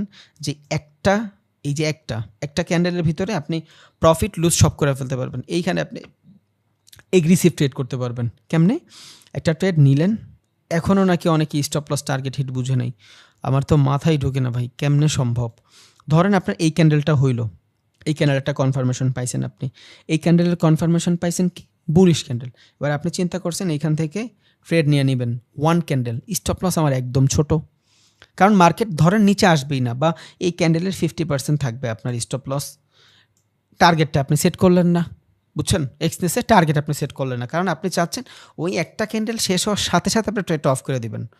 স্ক্যাল্পিং অল্প ট্রেডে হয় না, অল্প টাকায় হয় না, কারণ অল্প টাকায় যদি আপনি স্ক্যাল্পিং করতে চান ব্রোকার ফি দিতে দিতে আপনার অবস্থা খারাপ হয়ে যাবে, বুঝছেন? ব্রোকার ফি দিতে দিতে অবস্থা খারাপ হয়ে যাবে। তাহলে আমি কি করব? আমি কমিশন বেজে ট্রেড করব। আমি ধরেন প্রো অ্যাকাউন্টে ট্রেড করব, তখন কী হবে? আমার কোনো কমিশন থাকবে বাট আমার স্প্রেড থাকবে না। আমি ট্রেডটা যেখানে এক্সিকিউট করব সেইখানেই এক্সিকিউট হবে। এবার আমার ক্যাপিটাল যখন বড় হবে, এখান থেকে ট্রেড করে দিলে যদি ইনস্ট্যান্ট একটা ক্যান্ডিডেটের ভিতরে আমার $1,000 $5,000 হয়ে যায়, আমি এখান থেকে অফ করে দিলে $300-400 না হয় আমি দিয়ে দিলাম। কারে দিলাম? ব্রোকারে দিয়ে দিলাম। এইটা সম্ভব। এই দুনিয়ায় ভাই টাকায় টাকা বানায়। যার কাছে বেশি টাকা আছে ওনার আরও হবে, যার নাই তার হবে না। এটা দুনিয়ার নীতি। টাকায় টাকা বানায়, টাকা ছাড়া ট্রেডিং হয় না, বুঝছেন? টাকা ছাড়া ট্রেডিং হয় না। ট্রেডিং শিখছেন আল্লাহর রহমতে, খুবই ভালোভাবে শিখছেন, ভ্যালুয়েবল শিখছেন। কেউ বলতে পারবেন না যে আপনি ট্রেডার না এখন, তবে সফলতম ট্রেডার না। That's it. করতে থাকেন আল্লাহর রহমতে, আস্তে আস্তে প্র্যাকটিস, একটু একটু করে টাকা জমান, প্র্যাকটিস করেন, টাকা জমান, প্র্যাকটিস করেন। একসাথে মোটামুটি ভালো একটা অ্যামাউন্ট নিয়ে ট্রেড করতে আসেন। একটা ছোট অ্যামাউন্টের ট্রেড খুবই খারাপ, সাইকোলজি থাকে না, কিছুই থাকে না, অনেক ঝামেলা হয়, বুঝছেন? বহুত ঝামেলা হয়। সো একটু কষ্ট হইলেও যদি কেউ ফরেক্সে ট্রেড করেন, ক্যাপিটাল একটু মোটামুটি ভালো রাখেন, মিনিমাম $300-400, $500 হইলে এনাফ। $500 নিচে আসা উচিত না, $500 বেশি না ভাই। $500 দিয়ে যদি আপনি প্রত্যেক দিন $20 $25 ইজিলি ইনকাম করতে পারেন, যারা এখানে ডেমোতে প্র্যাকটিস করছেন আপনারা জানেন উইনিং রেট যেমনই থাকুক, বাট দিন শেষে $500 থেকে $40-50 এমনি প্রফিট করতে পারছেন, এমনিই পারছেন। এখানে বেশিরভাগ মানুষই পারছেন যারা মোটামুটি শিখছে ভালো করে। So easy. তাইলে আমি যদি স্ক্যাল্পিং করতে চাই আমার ক্যাপিটালটা বড় লাগবে, তাইলে আমার ব্রোকার ফি দিয়ে পোষাবে। এখন আমার ক্যাপিটাল যদি হয় $400, আমি যদি লেভারেজ নিই $1,000, 4 লাখ বানাইলাম আমার ক্যাপিটাল, একটা ক্যান্ডেলে আমার হইল $500 প্রফিট, বাট $4 লাখ কত নিবে আমার থেকে এক্সনেস? $400 প্রফিট করলে $400 তো আমার দিয়েই দিতে হবে কমিশন। নট অনলি এক্সনেস, দুনিয়ার যে কোনো ব্রোকার নিবে। তাইলে আপনার অ্যাকচুয়াল যে ক্যাপিটাল ওইটার অনুযায়ী আপনি টাকাটা অনেক বাড়ায় ফেলছেন, বাট ব্রোকার ফি দিয়া শেষ। অনেকের কাছে শুনবেন, হয়তো এখনও আপনার পর্যন্ত ট্রেডার ওইভাবে আলাপ আলোচনা শুনেন নাই, যখন শুনবেন ট্রেডারদের পডকাস্ট দেখেন, বুঝছেন? নলেজ ভারী হবে। এই যে আমার সারাদিন আমার কানে হেডফোন লাগানো থাকে, মানুষ আমার জাজ করে, আমি যেইখানেই যাই আমার কানে হেডফোন লাগানো থাকে, আমি পডকাস্ট শুনি, সারাটা দিন পডকাস্ট শুনি, সারাটা দিন। কারণ আমার ইংলিশ দুর্বল, আমি ইংলিশ পডকাস্ট শুনি, বুঝছেন? হিন্দি পডকাস্ট শুনি। আমি বাইরে যাচ্ছি, আমার কানে যে একটা হেডফোন থাকে, আমি দুইটা জিনিস থেকে বাঁচতেছি। এক, আশেপাশে নয়েজ আসতেছে না, কারণ আমার প্রত্যেকটা মাইক্রোফোন আল্লাহর রহমতে নয়েজ ক্যান্সেলেশন অন থাকে। তার মানে কি আমার কান সেফ, আমার ক্রাউড একদম ভালো লাগে না ভাই। আমি আমার জগতে বেস্ট, একদম নিরিবিলি একটা মানুষ। আমার কথা হলো আমি হেডাবেরা কামামু, আমি ভালো, ঠিক আছে, মানুষে কী কইলো কী ভাবলো না ভাবলো আই ডোন্ট কেয়ার, বিশ্বাস করবেন কিনা জানি না। সো আমি বাইরে গেলে আমার এই হেডফোন দিলে দুইটা লাভ, পডকাস্ট শুনি, দুই, নয়েজ থেকে আমি বাঁচি। সো আপনারা, আমি বলি না বাইরে গেলে আপনারা হেডফোন লয়ে যান, বাট পডকাস্ট শুনেন। একটা মানুষ 3-4 বছরের ভিতরে যা যা দেখছে ওই জিনিসগুলো ও 1 ঘন্টা এক্সপ্লেন করতেছে, বুঝতেছেন? শুনতে তো সমস্যা নেই, পডকাস্ট। একটা কাজ করতেছেন, পডকাস্ট শুনেন। আমি রাস্তা দিয়ে হাঁটতেছি, আমার কানে লাগানো থাকে। আপনি একটা কাজ করতেছেন, লাগানো থাকুক, সমস্যা কি? মোবাইল টিপতেছেন, গেম খেলতেছেন, লাগানো থাকুক। অফিসে যাচ্ছেন, বাসে আসেন, ছোট্ট একটা হেডফোন ইয়ারফোন কানে লাগানো থাকুক। ভ্যালুয়েবল কিছু শুনেন। সারাদিন মানুষ গান শুনে ভাই, শুধু একটা স্কিল আপনারে 8-10টা মানুষের থেকে আলাদা করবে না। সাকসেসফুল মানুষ একটা অন্যরকম একটা ওরা থাকে, ওরা বুঝেন, ওদের গোড়ামিটাই থাকে ডিফারেন্ট। ওদের আপনি মিলাইতেই পারবেন না কারোর সাথে, ওদের না সমাজের সাথে মিলাইতে পারবেন না ডিফারেন্ট। ওদের আপনার বলদ মনে হবে, যে হালা একটা পাড়া, এমনই মনে হবে 100%। বাট ওরা যেখানে আছে, ওদের ক্যাপিটাল অনুযায়ী, ওদের সাইকোলজি অনুযায়ী ওরা ঠিক আছে, ওরা বেস্ট আছে। সেমভাবে যে যা বলুক, আপনি আপনার ভালোটা দেখেন, কানে একটা কিছু লাগায় রাখেন। যদি আপনি ট্রাভেল করেন, ভ্যালুয়েবল কিছু শুনেন, ভ্যালুয়েবল কিছু শুনেন। যো দিকতা হ্যাঁ वो বিকতা হ্যাঁ, যেটা মানুষ দেখে ওইটাই কিনে, যেটা মানুষ শুনে ওইটাই মানুষ করার ট্রাই করে, বুঝছেন? সো এটা কেন বললাম? পডকাস্ট শোনার জন্য বললাম। সো আপনারা শুনবেন, একটা মানুষের জীবনে শুনলে ওই মানুষটার বহুত কিছু শেখা যায়। ওই 2-3 বছরে যা শিখছে ও আপনার একটা ঘন্টায় শিখাই দিচ্ছে, বুঝতেছেন? আর মানুষের ফেলিয়ার থেকেই শিখে। তাহলে আমরা স্ক্যাল্পিং দেখলাম, এখান থেকে স্ক্যাল্পিং করলে কী হবে। বাট আমরা ছিলাম কই? আমি রিফ্রেশ মারি। আমি চাইছিলাম একটা পেয়ার বানাবো জেপিওই এবং এইউডির ভিতরে, সাইডওয়েজ মার্কেট। আমি রেঞ্জ বাউন্ডিং ট্রেড করব। ওইখান থেকে আমি কই আসছিলাম? স্ক্যাল্পিংয়ে আসছিলাম। তাইলে CAD/JPY মার্কেট কি সাইডওয়েজ? Yes, market sideways. দেখছেন? তাইলে এবার আপনার ট্রেন্ড আইডেন্টিফাই করা সহজ হয়ে গেল। আপনি কি আপ ট্রেন্ডে ট্রেড করতে চান? আপনি কি ডাউন ট্রেন্ডে ট্রেড করতে চান? না আপনি সাইডওয়েজ মার্কেটে ট্রেড করতে চান? এখন ভাই আমি তো ডাউন ট্রেন্ড মার্কেটে ট্রেড করতে চাই। ওকে, CAD, আরটা বাড়ানো হইলো আপনার ইউরো। তাহলে CAD এর ইউরো যদি বানাই, না ইউরো বড় CAD এর তুলনায়, ইউরো বেস কারেন্সি হবে না, সমস্যা নেই। আমি ডাউন ট্রেন্ডে ট্রেড করবো তো। আচ্ছা, USD/JBP, বুঝছেন? না এখানে JBP স্ট্রেংথ বেশি, JBP আপ ট্রেন্ডে থাকবে, ডাউন ট্রেন্ড না। ওকে, আমি USD আর CAD এর ভিতরে ট্রেড করতে চাই, তাও USD এর স্ট্রেংথ বেশি। কি একটা অবস্থা! Down trend. ওকে, USD/JPY, এই দুইটার ভিতরে ট্রেড করব। JPY এর তুলনায় USD বেস কারেন্সি বানাবো, USD ডাউনে থাকবে। ওকে, এবার আমি ডাউন ট্রেন্ড খুঁজে ফেললাম, USD/JPY। দেখছেন? এবার আপনি ডাউন ট্রেন্ডে ট্রেড করতে পারবেন। সো এই কারেন্সি স্ট্রেংথের মাধ্যমে আপনি মোটামুটি ট্রেন্ড আইডেন্টিফাই করতে পারবেন এবং এটাও জানবেন আপনি একটা ট্রেড নিচ্ছেন, একটা ট্রেড নেওয়ার আগে, একটা ট্রেড এক্সিকিউট করার আগে হুট করে এটা একটু অন করলেন, এগুলো সব বুকমার্ক করে রাখবেন। বাই দ্য ওয়ে দেখাই দিই কেমনে বুকমার্ক করবেন। ধরেন ফরেক্স ফ্যাক্টরি, এইটাই আমি বুকমার্ক করতে চাই, এখানে ঢুকছি। অনেকে হয়তো পারে, অনেকে পারে না, তাও দেখাই দিই, দুইজনের উপকার হইলেও হবে। এই যে প্লাসটা দেখছেন, ক্রোমে গেলে সব জায়গায় থাকবে, এখানে ক্লিক করবেন, আপনার জিজ্ঞেস করবে আপনি কই সেভ করতে চান। আমি ক্রিপ্টোর ভিতরে সেভ করতে চাই না, আমি অন্য একটা চুজ অ্যানাদার অ্যাকাউন্ট, আমি একটা অ্যাকাউন্ট নিতে চাই। ওই অ্যাকাউন্টটা কিসের মাধ্যমে থাকবে? এই যে আদার্স বুকমার্ক এইখানে থাকবে। বাট আপনি যদি চান যে উপরে শো হয়, এখানে শো হবে, জাস্ট বুকমার্কে ক্লিক করেন, সেভ, দ্যাটস ইট। এই যে চলে আসছে, দেখছেন? এভাবে যতগুলো লাগে আপনি করে রাখবেন। বাট যদি আপনার মনে হয় ফোল্ডার বানায় রাখবেন, এইভাবে ফোল্ডারও বানায় রাখতে পারেন, আপনার জন্য পরে বারবার সার্চ করতে হবে না। তাহলে এগুলা কি? এগুলো আমার সব রিয়েল অ্যাকাউন্ট না, আমার রিয়েল অ্যাকাউন্ট খুবই গুছালো আল্লাহর রহমতে। ওইখানে নোশন হইতে শুরু করে সব কিছু থাকে, প্রত্যেকটা স্টেপ লেখা থাকে, আমি 1 ঘন্টা পর কী করবো, 2 ঘন্টা পর কী করবো, সব পুরো অর্গানাইজ লাইফ। দেন এখান থেকে আমি কি দেখতেছি? আমি ট্রেন্ডের একটা স্ট্রেন্থ দেখতেছি। আমি একটা কারেন্সির ভিতরে ট্রেড নিব, ওই কারেন্সিতে ট্রেডটা নেওয়ার আগে আমি একটু স্ট্রেন্থ চেক করে নিলাম। আসলে আমি যদি আপ ট্রেন্ডে নিতে চাচ্ছি, ধরেন আপনি ট্রেড করতেছেন JBP ইউরোর ভিতরে, আপনি জিবিপিতে আপ ট্রেন্ডে নিতে চাচ্ছেন। এখন আপনি আপ ট্রেন্ডে নিচ্ছেন, একটু কষ্ট করে 2 সেকেন্ডে চেক করে গেলেন, কারেন্সি মিটারটা চেক করি, যদি জিবিপি আপে থাকে, হ্যাঁ তাইলে আমার আপ ট্রেন্ড ঠিক থাকবে। বাট সার্টেন অ্যামাউন্টের জন্য আমি দেখতেছি জিবিপি একদম ডাউনে, বাট ওইখানে আমার তো আপে ট্রেন্ড দেখাচ্ছে, ট্রেন্ড আপে না, মানে আমি আপে ট্রেড পাচ্ছি। আমি যদি লং পজিশনে যাইতে চাই, আমি ওইখানে ট্রেড করব না। কেন? জিবিপি ডাউনে আছে, হয়তো আমি এখান থেকে আপে ট্রেড পাইছি, ঠিক আছে, বাট কারেন্সির ভিতরে স্ট্রেংথ নাই, আমি এখান থেকে জেবিপিতে ট্রেড নিব না, বুঝছেন? আশা করি কারেন্সি স্ট্রেংথ মিটারটাও বোঝা গেছে। এবার আসি ফরেক্স, ওকে, মার্কেটের সেন্টিমেন্ট, বুঝছেন? এবার আমরা মার্কেট সেন্টিমেন্ট দেখব কেমনে। মাই এফএক্স বুক ডেসক্রিপশনে দিয়ে দিব, ইনশাল্লাহ ডেসক্রিপশনে দিয়ে দিব, নো প্রবলেম, সমস্যা নেই। এগুলাতে তো আমার কিছুতেই সাইন ইন করা না। আচ্ছা যাই হোক, আমি কই আসলাম? মাই এফএক্স বুক। তাহলে একটার মাধ্যমে আমি নিউজ ইভেন্ট দেখলাম, আরটার মাধ্যমে আমি কারেন্সির স্ট্রেংথ দেখলাম, এইটার মাধ্যমে আমি মার্কেটের স্ট্রেংথ দেখব, বুঝছেন? কেমনে? এই হোমে থাকবেন, যেখানেই থাকেন সমস্যা নেই, কমিউনিটিতে আসবেন, এখান থেকে সেন্টিমেন্ট, ওকে, সেন্টিমেন্টে ক্লিক করেন। এবার মার্কেটের একটা সেন্টিমেন্ট পাওয়া গেলেন, আপনি একটা ফুল ভিউ পাওয়া গেলেন, কিসের ভিতরে কেমন টাইপের জিনিস চলতেছে। আপনি গোল্ডে ট্রেড করতে চান, এই যে নিচে গোল্ডের সব কিছু আছে, আপনি স্ট্যান্ড দেখতে পারেন। ভাই এটার মাধ্যমে হবে কি? মার্কেটের সেন্টিমেন্ট বুঝবেন। তাহলে আপনি ইউরো ইউএসডির ভিতরে ট্রেড নিতে চাচ্ছেন, দেখেন এইখানে যখন আপনি হোভার করতেছেন, আপনার কাছে ডাটা আসতেছে। কি ডাটা আসতেছে? শর্ট সেল করতেছে 85% মানুষ, এইখানে শর্ট সেল করতেছে, বুঝছেন?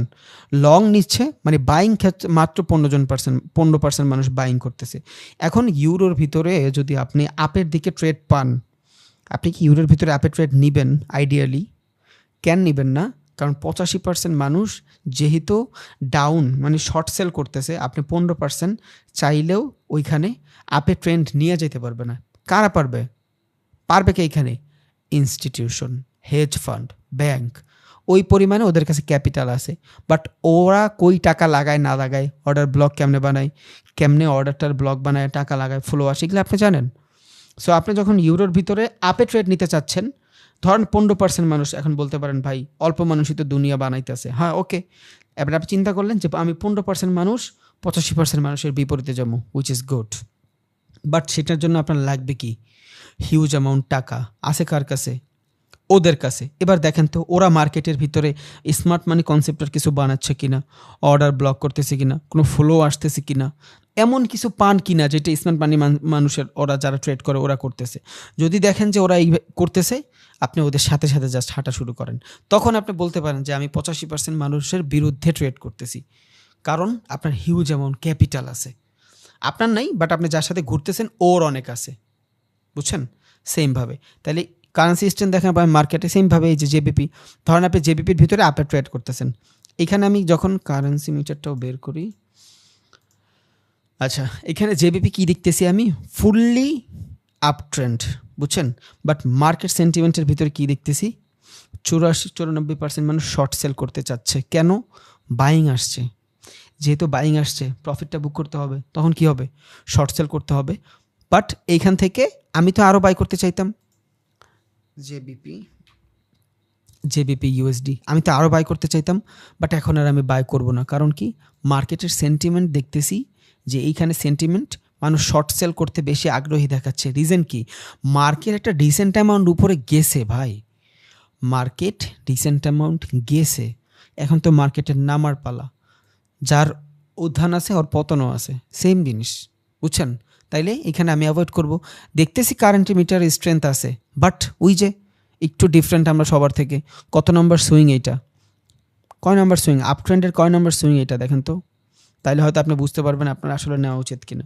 এখান থেকে মার্কেট সাইডওয়েজ ছিল, ডাউন ট্রেন্ড আসছে, 1 নম্বর সুইং, 2 নম্বর সুইং, 3 নম্বর সুইং, ওকে।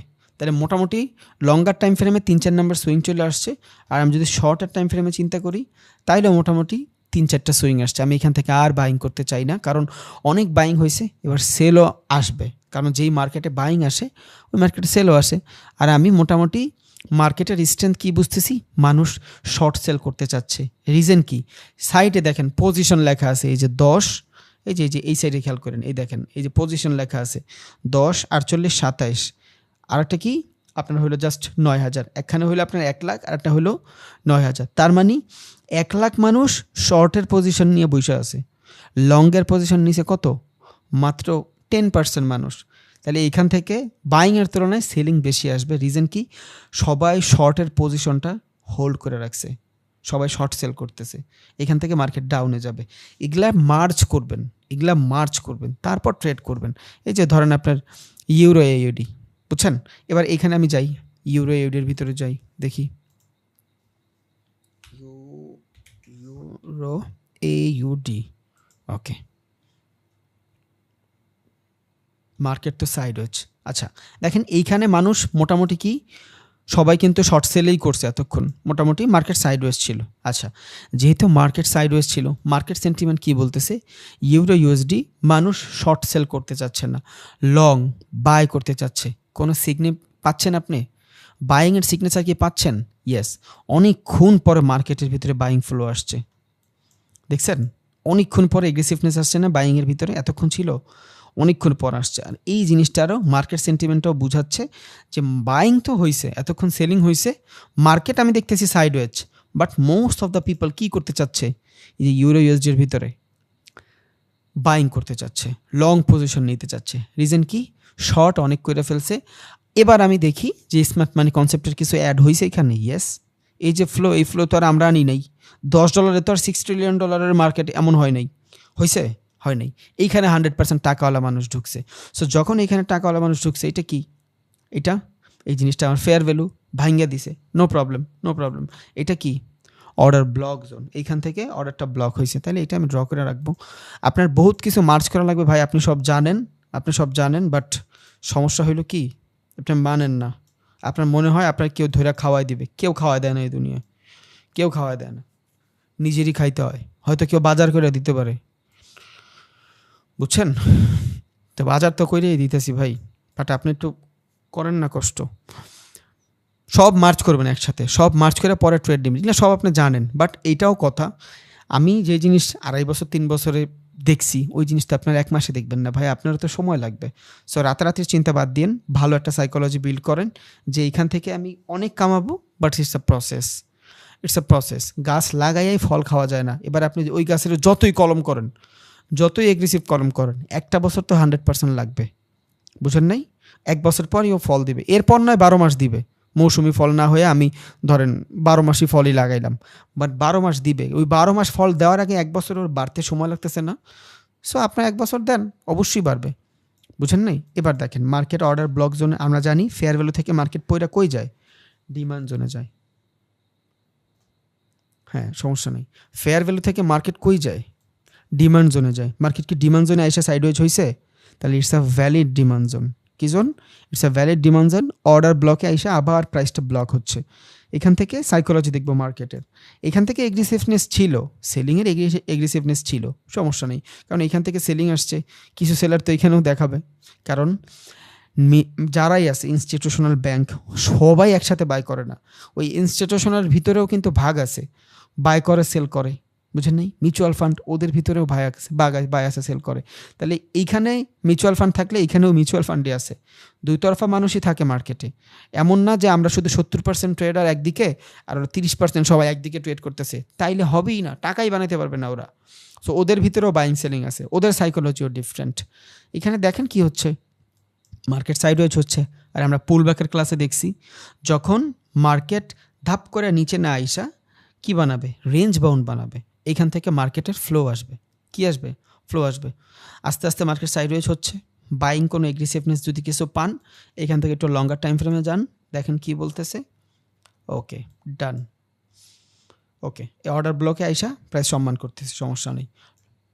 লঙ্গার টাইম ফ্রেমে যে ফেয়ার ভ্যালু দেখছি, শর্টার টাইম ফ্রেমে, লঙ্গার টাইম ফ্রেমে ওই ফেয়ার ভ্যালু আস্তে আস্তে কাজ করতেছে। যদিও ওইখানে ফেয়ার ভ্যালুটা তত বেশি বড় না, তত বেশি ভ্যালিডও না, নো প্রবলেম, সমস্যা নেই। তাহলে লঙ্গার টাইম ফ্রেমে আমি দেখলাম যে মার্কেট অ্যাকশন নিচ্ছে। এই যে ক্যান্ডেল, এটা কি? এটা কি? এটা হলো লাস্ট সেলার, যদিও ইনভার্টেড হ্যামার বলতে পারেন, বাট ডাউন ট্রেন্ডে এইখান থেকে যদি এটা ডাউন ট্রেন্ড ধরেন, এটা কি?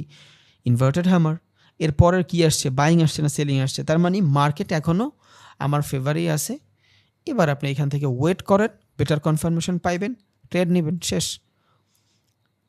আপনার আমি যেই ট্রেডটা এখন একটু পর দেখাবো, ওই ট্রেডটা আমি 7 ঘন্টা হোল্ড করছি। 7টা ঘন্টা আমি মার্কেটের সামনে বসেছিলাম, 7টা ঘন্টা মার্কেটের সামনে বসেছিলাম। দেখাবো না, সমস্যা নেই, ভিডিও করে রাখছি। ওকে, তাহলে আমি ফরেক্স মার্কেটের সেন্টিমেন্টও বুঝে গেলাম। আমার কারেন্সি ঠিক থাকবে, স্ট্রেন্থ মিস্ট্রেন্থ সব থাকবে, মার্কেটের সব ঠিক থাকবে। বাট আমি এখান থেকে জানতে চাবো কত মানুষ কিনতে চাচ্ছে, কত মানুষ বাইং করতে চাচ্ছে। কারণ এরা অনেক বড় বড় ডাটাওয়ালা মানুষ, বুঝছেন? এদের কাছে অনেক ডাটা থাকে, বাট ওরাও 100% রাইট ব্যাপারটা এমন না, ভুল হয়ে যাইতে পারে। ওদের সব ডাটাও সঠিক হবে না, আবার সব ডাটা সঠিক হওয়ার পরও আপনি ট্রেড করে লস করবেন। এটাই নীতি। কারণ আমরা জানি মার্কেটে প্রফিট লুজেরই খেলা। সব কিছু ঠিক থাকবে, তাও দেখবেন আপনার লস। সব কিছু ঠিক থাকবে, তাও দেখবেন আপনার লসের ট্রেড আপনার প্রফিট করাই দিছে। এটাই মার্কেট, এইভাবেই কামাইতে হবে, এটা মাইনে নিতে হবে জাস্ট, আর কিছুই না। তাহলে মোটামুটি ফরেক্সের ফান্ডামেন্টাল শেষ। এর বাইরে ফরেক্সের কিছু নেই।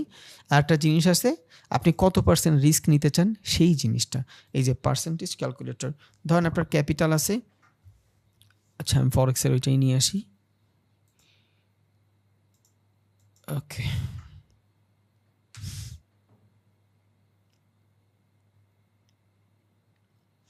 ওকে, এটা আমার ছোট ভাইয়ের অ্যাকাউন্ট। ওরা চাচ্ছিলাম না কখনোই ট্রেডিং শিখাবো, বাট চিন্তা করতেছি বংশ পরম্পরা ধরে রাখবো। সো এটাতে আমার ছোটো ভাই ট্রেড করে, আমি মাঝে মধ্যে এটা তোরা দেখায় টাকায় দেই। যাই হোক, তাহলে এখান থেকে আমি কই যাব? ট্রেডে যাব।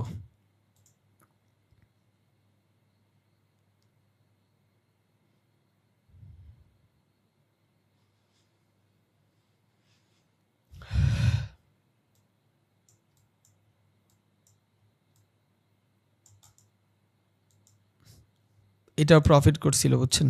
আচ্ছা দেখাবো না, এটা পুরো ভিডিও আছে, 6 ঘন্টার ভিডিও। যাই হোক, তাহলে এখানে আমি কই ঢুকছি? মার্কেটের ভিতরে ঢুকছি। এখন ধরেন আমার ক্যাপিটাল আছে কত? $672। তাইলে আমি এখান থেকে ছোট একটা লট সাইজ ইউজ করি, 0.01। ওকে, শুধু দেখানোর জন্য। উপর থেকে সেলিং প্রেশার পুল ব্যাকের জন্য নিচে আসবে। ওকে, ডান, সেল। আচ্ছা, এখান থেকে আমি কি দিলাম? সেল দিয়ে রাখলাম, ডান। এবার এই সেল দেওয়ার পরে আমি এখান থেকে স্টপ লসটা দিব আমার ওই ক্যাপিটাল অনুযায়ী, বাট আমি জানি না আমি কতটুকু ঝুঁকে নিতে চাই আমার ক্যাপিটাল অনুযায়ী। এটা আপনি অন্য কিছু দিয়েও করতে পারেন, বাট যেহেতু আপনার সব কিছু থাকবে এখান থেকেই করব।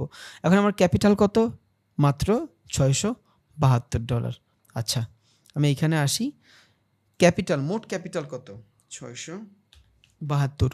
কত পার্সেন্ট রিস্ক নিতে চাই? 2% নেওয়াই যায়, একটা ট্রেডে 2% রিস্ক নেওয়াই যায়। তাহলে কত? $13.44। কি থাকবে আমার? স্টপ লস থাকবে, কারণ আমি ঝুঁকি নিয়েছি কত পার্সেন্ট?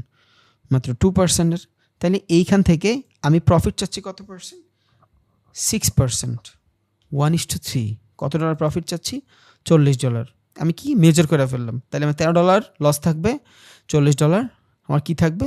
টার্গেট থাকবে। ওকে, এটা আপনি এখান থেকেও করতে পারেন, বাট এইখানে আপনার ট্রেডটা অর্গানাইজ থাকবে না, আপনি জানবেন না আপনি কত ডলার প্রফিট চান, কত ডলার লস চান। ওকে, তাহলে এখান থেকে আমি 2% রিস্ক নিব। কত? মাত্র $13। ওরে বাপরে, $13 তো বিশাল, অনেক নিচে চলে যাবে। আচ্ছা, বিশাল স্টপ লস। যাই হোক, $13 কি ছিল আমার? আমি সেল করছি, $13 হলে আমার স্টপ লস। বাই না সেল।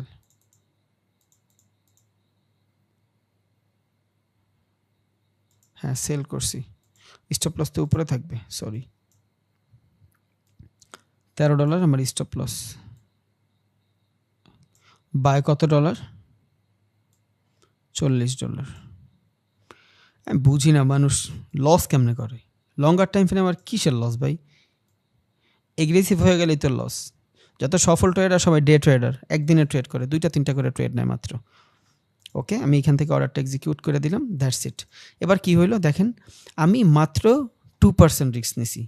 কত? 2% রিস্ক নিছি। প্রফিট চাই কত? 6%। এই সেম জিনিসটা আপনি এইখানে মেজার করতে পারেন। আপনি চাইলে আদার্সগুলোও করতে পারেন, আপনার ইচ্ছা, বাট আপনি এইটাতে করতে পারেন। আবার ক্রিপ্টোর জন্য আলাদা আছে। এবার আপনার ক্যাপিটাল $200, $300 হলো আপনার ক্যাপিটাল। আপনি মোটামুটি লেভারেজ কত নিয়েছেন? $300 লেভারেজ দিচ্ছেন, ধরেন 10 গুণ, তাহলে আপনার ক্যাপিটাল হয়েছে $3000। এবারে $3000 যদি আপনার ক্যাপিটাল হয়, একটু আগে আপনার রিয়েল ক্যাপিটাল ছিল, এখন তো আপনার লেভারেজ সহ ক্যাপিটাল থাকবে, তাই না? তাই আপনার লেভারেজ সহ ক্যাপিটাল কত হয়েছে? $3000। রিস্ক নিব কত? 2%। ক্যালকুলেট, কত? 60। বুঝছেন কত নিচ্ছি আমি? 60 নিচ্ছি, মানে $60 থাকবে আমার লস। তাহলে $3000 যদি আপনার ক্যাপিটাল থাকে, $60 যদি আপনার লস থাকে, এটা বহুত না? কোনো বহুত না। 2% কোনো বহুতই না। 2% একটা ট্রেডের রিস্ক নেওয়াই যায়, এটা ফরেক্স মার্কেট, বুঝছেন? বাইনারিতে 2% রিস্ক হিউজ, একদম বহুত খারাপ জিনিস, বাট ফরেক্স মার্কেটে 2% রিস্ক কিছুই না। এবার এই $60 যদি আপনার স্টপ লস হয়, আর আপনি যদি মিনিমাম 1:3 বা 1:2 আপনি প্রফিট চান, ধরেন 1:2ই চাই, 4% প্রফিট চাই, ওকে, $120 প্রফিট। দৈনিক যদি এইভাবে $60 প্রফিট হয়, মাসে কত? মাসে কত ভাই? $180। 1 লাখ 2 লাখ টাকা ইনকাম করা কি অনেক কঠিন? অনেক কঠিন। বাট থাকবে কার কাছে মানি ম্যানেজমেন্ট? নাই তো। আমরা তো সবাই করবো এগ্রেসিভ ট্রেড, সবাই এগ্রেসিভ ট্রেড করবো, কেউ ম্যানেজ করে ট্রেড করবো না। লট সাইজ ইউজ করবো, খিচায়া লট সাইজ ইউজ করবো। যত বেশি লট সাইজ ইউজ করবেন তত বেশি প্রবলেমও আছে। আচ্ছা, যাই হোক, ট্রেড অফ করে দিই, দ্যাটস ইট, শেষ। এটা কি আমার স্ট্যান্ডার্ড অ্যাকাউন্ট, আমার ছোটো ভাইয়ের যেটা, এটা স্ট্যান্ডার্ড অ্যাকাউন্ট। আচ্ছা, এটা হলো স্ট্যান্ডার্ড অ্যাকাউন্ট। স্ট্যান্ডার্ড অ্যাকাউন্টের ভিতরে কি কোনো ধরনের কমিশন কাটে না, কারণ ছোট অ্যাকাউন্টে আমি ওরা নিজেই স্ট্যান্ডার্ড দিছি, কারণ ও স্পিড বেশি থাকুক, গায়ে লাগবে না, বুঝছেন? বাট ছোটো ক্যাপিটালে কী হয়, ট্রেড এক্সিকিউট হয়ে গেলে $10-15 প্রফিট হইলে আর রাখতে ইচ্ছা করে না, তখন মানুষ ট্রেডটা অফ করে দেয়। স্ট্যান্ডার্ডে এই জিনিসটা সুবিধা আছে, কারণ আপনি কমিশন দিতে হচ্ছে না, আপনি ফার্স্টে একটু লস দেখাচ্ছে, সমস্যা নেই, আপনার প্রফিট থেকে আগেই কাইটা নিচ্ছে, বুঝছেন? যখন আপনার ট্রেডটা উপরে যাবে, ওই যে $10 পাইলেন, ওই $10ই আপনার, ওইখান থেকে আবার কাটবে না। আর ওই যে জিরো প্রো ওগুলোতে কী হয়, একটা ট্রেড এক্সিকিউট করলেন, $20 প্রফিট হলো, দেখবেন আপনার $6 লয়ে গেছে গা, এটা ঝামেলা। আচ্ছা, তাহলে এটা শেষ মোটামুটি। তাহলে ফরেক্সের ফান্ডামেন্টাল মোটামুটি ক্লিয়ার আশা করি। এবার আমরা ক্রিপ্টোতে যাব, দেন যদি সময় থাকে দেখি কিছু লাইভ ট্রেড নিয়ে দেখাবো না অ্যানালাইসিস করে ইনশাআল্লাহ। এগুলো সব বাদ দিয়ে দিই এখন। আবারও বলি ভাইয়া, ফরেক্স মোটামুটি আপনারা বুঝছেন। এবার আমরা কি নিব? ক্রিপ্টো দেখব। ডান। ক্রিপ্টোর ফান্ডামেন্টাল কি? ক্রিপ্টোর ফান্ডামেন্টাল হলো একটা ক্রিপ্টোকারেন্সি কত পার্সেন্ট গেছে, বাড়ছে, কারেন্সিটা কবে ভালো হয়েছে, কবে খারাপ হয়েছে, এইটার মাধ্যমে আমি ওই কারেন্সিটার সব কিছু জানতে পারবো, বুঝছেন? তাহলে ক্রিপ্টোর ভিতরে অনেক বেশি প্যারা নেই। দুইটা জিনিস আপনার দেখতে হবে, ক্রিপ্টো বাবল। এখন যখন আপনি ক্রিপ্টোতে ট্রেড করবেন, আপনি চিন্তা করলেন যে শুধু ফলস মার্কেটে ট্রেড করবেন। কেন ফলস মার্কেটে ট্রেড করবেন? কারণ একটা মার্কেট সারা জীবন ডাউনে থাকে না, বুঝছেন? তাহলে এই মার্কেটগুলো যদি আপনি ট্রেড করেন, এইখানে আপনার অপরচুনিটি বেশি। এমন হয়তো যে এটা একটা কোম্পানি, বুঝছেন ফান্ডামেন্টালটা বুঝছেন। এমন হয়তো এটা একটা কোম্পানি, ক্রিপ্টোকারেন্সি একটা কোম্পানি, যে কোম্পানিটারে কেউ এসে উঠাই দিছে, কিছু একটা করতে পারতেন। It's a currency. আর এইখানে ক্রিপ্টো বাবলস, এটা একটা ওয়েবসাইটের নাম। এইখানে যেই কারেন্সিগুলো দেখতেছেন, এই কারেন্সিগুলো হলো সব ভ্যালিড কারেন্সি। ভ্যালিড কারেন্সি বুঝেন? মানে এই কারেন্সিগুলোর বাবা মা আছে। যেমন ক্রিপ্টো কারেন্সির 1,00,000 কারেন্সি থাকতে পারে, মানে 1,00,000 ক্রিপ্টো কারেন্সি থাকতে পারে। এক একটা কারেন্সি, এটা একটা কারেন্সি, এটা একটা কারেন্সি। সবার কিন্তু বাপ মা নেই, সবার ফান্ডামেন্টাল ভালো না। এইখানে যা আছে, এই যে 100 কারেন্সি আপনি দেখতেছেন, এগুলার বাবা মা আছে। বাবা মা বুঝেন? মানে এগুলার ফান্ডামেন্টাল ভালো, এগুলার মালিক ভালো। এগুলো এক একটা হলো আপনার কোকাকোলা, অ্যাপেল, টেসলা, এই টাইপের কোম্পানি। এগুলা চাইলেই আপনি একদম ফালাই দিতে পারবে না। তাইলে কেউ যদি চিন্তা করে যে আমি অল্পতে কিনা রাখবো, বেশি হলে বেচে দিব, তার জন্য ক্রিপ্টো বাবল ওয়েবসাইট বেস্ট। আসবেন, দেখেন কোন কোন কারেন্সিগুলা সব থেকে কম আছে। আবারও বলি, এই কারেন্সিগুলার বাবা মা আছে, বুঝছেন? এই কারেন্সিগুলার বাবা মা আছে। এই কারেন্সিগুলায় অনেক বেশি ড্রাস্টিক্যালি ঝামেলা হয় না। আছে না অনেক কারেন্সিতে, আপনি ক্রিপ্টো কারেন্সিতে ট্রেড করছেন, আপনার ক্যাপিটাল নাই হয়ে গেল গা। কারণ কি? ওই কারেন্সিগুলো নিজেরা ম্যানুপুলেট করে, ওদের কাছে অথরাইজেশন থাকে না। বাট এই কারেন্সিগুলো যেইখানেই লিস্টেড, বুঝছেন? মানে যেইখানে বলতে যেই এই ইয়ার ভিতরে, এক্সচেঞ্জের ভিতরে লিস্টেড, এগুলো সব আপনার বাইন্যান্সের ভিতরে লিস্টেড। এবার আপনি চিন্তা করলেন যে নট, এটা একটা ভালো কারেন্সি আপনি জানেন, কোর একটা ভালো কারেন্সি আপনি জানেন। আবার বলি, এইখানে যে 100 কারেন্সি আছে, এইটাতে আপনি চোখ বুইজা ইনভেস্টিং ট্রেডিং করতে পারবেন, কারণ এগুলার ফান্ডামেন্টাল ভালো। আবারও বলি, এগুলার ফান্ডামেন্টাল ভালো। এবার দেখেন, নট 13% কমছে। কয় দিনে?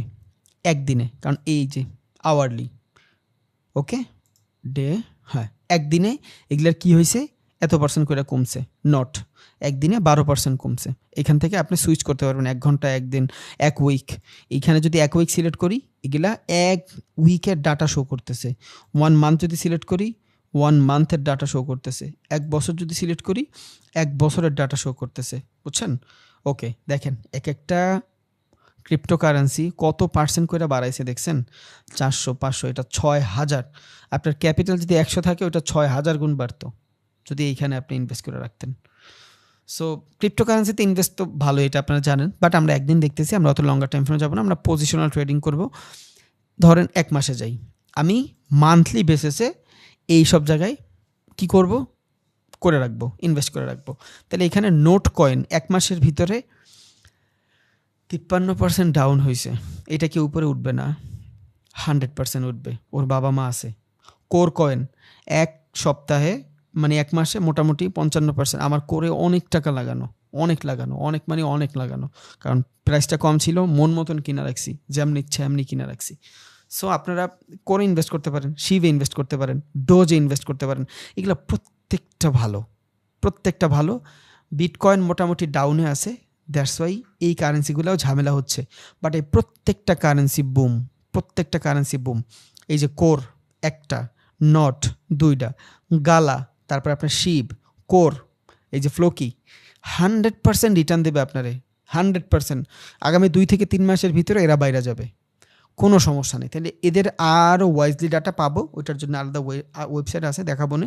বাট এই জায়গাটাতে আমি আরও একটু ডিটেলসে ডাটা জানতে চাই, ধরেন নোট সম্পর্কে বা শিপ সম্পর্কে। ওকে, শিপ সম্পর্কে জানলাম। দেখেন শিপ এইখানে কি বলতেছে, 1 ঘন্টার ভিতরে 0.4% আপে গেছে। ওকে, ডান।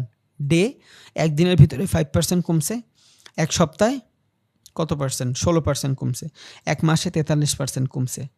এখন পুরা কারেন্সি বিটকয়েনের কারেন্সি সমস্যা হচ্ছে, ক্রিপ্টোতে প্রচুর ঝামেলা হচ্ছে। দেখছেন বিটকয়েনের মতন জিনিস 20% ডাইমা গেছে, কোনো সমস্যা নাই। এই প্রত্যেকটা মার্কেট রিকভারি করে নিবে, কেউ যদি চিন্তা করেন যে আমি সব মার্কেট খুঁজবো না, এইখানে যেই মার্কেটগুলো আছে 100টা কারেন্সি হিউজ, আমি শুধু এই কারেন্সিগুলোর ভিতরে ট্রেড করব, এনাফ, মোর দ্যান এনাফ, এর বেশি দরকার নেই। আবার এইখানে আপনি আরও একটা জিনিস করতে পারবেন। কেমনে? এইখানে আপনি করতে পারবেন, নাম্বারিং করতে পারবেন, 1 নম্বর কোনটা, 2 নম্বর কোনটা, 3 নম্বর কোনটা, এইভাবে মানে কোন কারেন্সিটা কয়েনের জগতে আগে আসছে। দেখেন আমি বিটিসি সার্চ করি, এটা র্যাঙ্কিংয়ে 1 নাম্বার, বুঝছেন? 54,000-এ আইসা পড়ছে। অনেক টাকা লসে আসি, বাট সব রিকভারি হয়ে যাবে, কোনো সমস্যা নেই। বিভিন্ন ধরনের নিউজের কারণে ডাউনে আসছে, বাট এগুলা উঠবেই ভাই। ক্রিপ্টোকারেন্সি সম্পর্কে জানে মাত্র 5% মানুষ। নর্মালি বুঝেন, সারা বিশ্বের 5% মানুষ ক্রিপ্টোকারেন্সি সম্পর্কে জানে। 95 থেকে 94% মানুষ জানেই না হোয়াট ইজ ক্রিপ্টোকারেন্সি। এরা যখন ইনভেস্ট শুরু করবে, এই মার্কেট কি বাড়বে না? 100% বাড়বে। 10% 20% মানুষও যখন জানবে হোয়াট ইজ ক্রিপ্টোকারেন্সি, বিটকয়েন তো $2 লাখ চলে যাবে। বাট পোটেনশিয়াল আছে, ইনভেস্ট করা আছে, সমস্যা নেই, হোল্ড আছে, নো সমস্যা, বাড়বেই, 100% বাড়বেই। তাহলে এটা কি মানে র্যাঙ্কিংয়ে 1 নম্বর কারেন্সি এটা। এখন আপনার ধরেন পেপ সম্পর্কে জানা উচিত, আপনি পেপে গেলেন, তাহলে র্যাঙ্কিংয়ে পেপ কত? 24 নম্বর কারেন্সি, কোর। সারা বিশ্বের যত ক্রিপ্টোকারেন্সি আছে এটার মাধ্যমে র্যাঙ্কিংয়ে কোর কত? 75%, রুন কত? 61%, সু 48%। এবার আপনি এইভাবে দেখেন, ওদের মার্কেট ক্যাপটা দেখাবে এটা কত বড় মার্কেট, বুঝছেন? মানে ওর পুরা ক্যাপিটালটা কত, মার্কেট ক্যাপ মানে হইলো ওর যে কারেন্সিটা আছে পুরা কারেন্সিটার প্রাইস কত। দেখছেন পেপে যাই, $3 বিলিয়ন মতন, 3.71 মানে $4 বিলিয়ন, বেট $1.2 বিলিয়ন। এখন এত বড় বড় মার্কেটে ম্যানিপুলেট সম্ভব না। আবারও বলি, সারা বিশ্বের যত ক্রিপ্টোকারেন্সি আছে সবগুলো ক্রিপ্টোকারেন্সি একটু ডাউনে আছে, কারণ স্টক মার্কেটে লিস্টেড করার কথা ছিল, বুঝছেন? যেমন প্রত্যেকটা স্টক মার্কেটের ভালো ভালো কোম্পানি লিস্টেড থাকে। সো আমেরিকার যে এক্সচেঞ্জগুলো ছিল, ব্ল্যাক রক নামক একটা কোম্পানি আছে, সারা বিশ্বের যত বড় বড় কোম্পানি আছে ওই সব জায়গায় ব্ল্যাক রক ইনভেস্ট করে। ওই ব্ল্যাক রক চাইছিল একটা এক্সচেঞ্জ বানাবে, ওই এক্সচেঞ্জের ভিতরে ক্রিপ্টোকারেন্সি কিন্তু ইলিগ্যাল আমেরিকায় এখনও, বাট এই ক্রিপ্টোকারেন্সিটা লিগ্যালি ট্রেড করতে দিবে, বুঝছেন? বাট ক্রিপ্টোকারেন্সি একটা ডিসেন্ট্রালাইজ, ও বলছে না, ট্রেড করার দরকার নেই, আপনাদের ট্রেড করার কোনো দরকার নেই, সমস্যা নেই, আমরা যেভাবে আসি এইভাবেই থাকবো। এই জন্য কিন্তু বাইন্যান্স অফ করে দিছিল, কে কে জানেন জানি না। অনেকগুলো কান্ট্রিতে বাইন্যান্স কিন্তু ভিপিএন লাগায় চালাইতে হয়। ইন্ডিয়াও এই টাইপ করছিল, ইন্ডিয়া ঝামেলা হয়েছে। বাইন্যান্সের যে সিইও ছিল ওরা কিন্তু মোটামুটি অনেকটা দিন জেলে রাখছে। এই সব নিউজের কারণে কোম্পানি লিস্টেড করতে চাইছিল স্টকে, আমেরিকার স্টকে, বুঝছেন? নাসদাকে লিস্ট করতে চাইছিল ক্রিপ্টোকারেন্সিরা, লিগেলি বৈধতা দিছিল। বাট সমস্যা একটাই, ওদের সেন্ট্রালাইজ থাকতে হবে, ওদের মাধ্যমে থাকতে হবে, বুঝছেন? কেউ এটা অপারেট করবে, ওই ব্ল্যাকরক কোম্পানি অপারেট করবে পুরো ক্রিপ্টোকারেন্সিরে। যারা ক্রিপ্টোকারেন্সি বানাইছে ওরা বলছে না, আমরা এগুলো করবো না, দিব না। দ্যাটস ওয়াই হোল মার্কেট, আমেরিকার মানুষগুলা এখানে ইনভেস্ট করতে পারতেছে না। আমেরিকার সাথে আরও যত মানুষ আছে ওরাও প্যানিক করতেছে। সো মানুষের যে ক্যাপিটাল আছে ক্যাপিটালগুলো উঠায় নিচ্ছে। একটু শান্তশিষ্ট হোক, সব লাইনে চলে আসবে, বুঝছেন? আমার তো ফুল বিশ্বাস আছে, বাকিটা আল্লাহর ইচ্ছা। সো যারা ট্রেডিং করে তারা এইখানে ধরা খাইছে, হিউজ ধরা খাইছে। বাট যাদের ইনভেস্ট যাদের করা কয়েনে, যেমন আমি কয়েনে খুব কম ট্রেড করি, ক্রিপ্টোকারেন্সিতে আমি ট্রেড করি না। ক্রিপ্টো ট্রেডের জোনই না, হাই ভলিউম মার্কেটে কী হয়ে যাবে কেউই জানে না, বুঝছেন? ক্রিপ্টো হলো ইনভেস্টের জন্য বেস্ট। কালকে ভিডিও দিলে আপনি বুঝা যাবেন ইনভেস্ট কেমনে করবেন সব। তাহলে যার ক্যাপিটাল মোটামুটি ভালো আছে, $1,000 ক্রিপ্টোতে কী করে রাখবো? ইনভেস্ট করে রাখবো। বাট সবখানেই টাকা ভাই, আমি কেমনে বুঝাবো আমি বুঝতেছি না। এই লাইনে টাকা বানায়, এই ট্রেডিং ইনভেস্টিংয়ের জগৎটাই এমন। আপনার কাছে যদি টাকা থাকে আপনি আরও বানাইতে পারবেন, আপনার কাছে যদি টাকা না থাকে আপনার অনেক কষ্ট হয়ে যাবে ভাই, বুঝছেন? এটা মাইনে নিতে হবে, কিচ্ছু করার নেই। তাহলে এইখান থেকে একটু আগে একটা কয়েন চলে গেছিলো, দেখছেন? রিজন কি? ওই কয়েনটার ঝামেলা হয়ে গেছিলো। অনেক কয়েন এখান থেকে হুট করে নাই হয়ে যাবে, ওগুলোর ভিতরে ঝামেলা থাকবে। সো এখানে যে 100 কয়েন থাকবে, এইগুলোর ভিতরে আপনি একদম সুন্দরভাবে ট্রেড করতে পারবেন ইনশাল্লাহ। তাহলে আমরা কি দেখতেছি?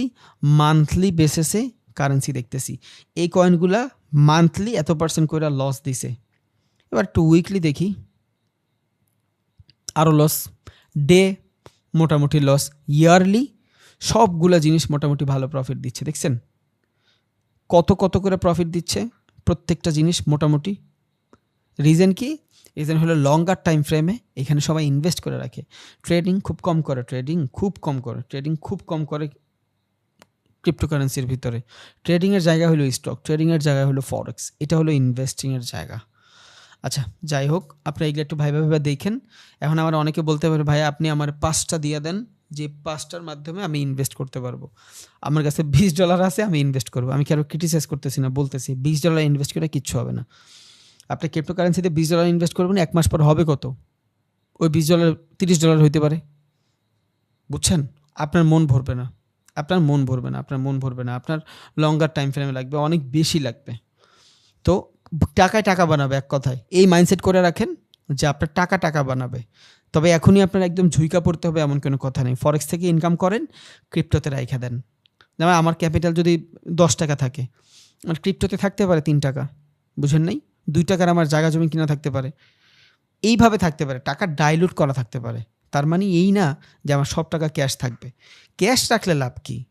সো যখন টাকা অনেক বেশি থাকবে মোটামুটি আল্লাহর রহমতে নর্মালের তুলনায়, যেটা আপনার জীবন যৌবন সব কিছু পার করার পরে ধরেন মাসে আপনি $50,000 সেভ করতে পারতেছেন, ওই $50,000 আপনি ব্যাংকে না রেখে ক্রিপ্টোতে রাখতে পারেন। বুঝছেন? তখন কি হবে? আপনার টাকাটা বাড়তেছে, এই মাসে 50,000, পরের মাসে 50,000, 1,00,000 কম্পাউন্ড হবে। এখানে যখন কম্পাউন্ড হবে, কম্পাউন্ডের পুরো হিসাবটাই ডিফারেন্ট। বুঝছেন? 1 বছর 1.5 বছর পর যায় দেখবেন আপনি ভালো একটা ক্যাপিটালের মালিক হয়ে গেছেন, কারণ আপনার ক্যাপিটালটা এখানে আছে, ওইটা মাল্টিপাল হচ্ছে। ব্যাংক তো আপনার ক্যাপিটাল মাল্টিপাল করে না, বাট এখানে মাল্টিপাল হচ্ছে। বাট অল্প টাকায় এই মাল্টিপালটা আপনার চোখে ধরা পড়বে না। বুঝছেন? সো ক্রিপ্টোর ভিতরে আমরা মূলত ইনভেস্টিংয়ের সাইকোলজি নিয়ে আসবো, কারণ ক্রিপ্টোর ভিতরে হাইলি ভলাটাইল থাকে মার্কেট, ফরেক্সের ভিতরে ভলাটাইল কম থাকে। দ্যাটস ওয়াই আপনি একটা জায়গা থেকে যদি ট্রেড নেন, এইখান থেকে যদি ট্রেড নেন, মার্কেট এই পর্যন্ত যায়। ক্রিপ্টোর ভিতরে দেখবেন সারা দিন মার্কেট সাইড হয়েছে। দেখেন আমি এখান থেকে যাই, ক্রিপ্টোকারেন্সিতে যাই,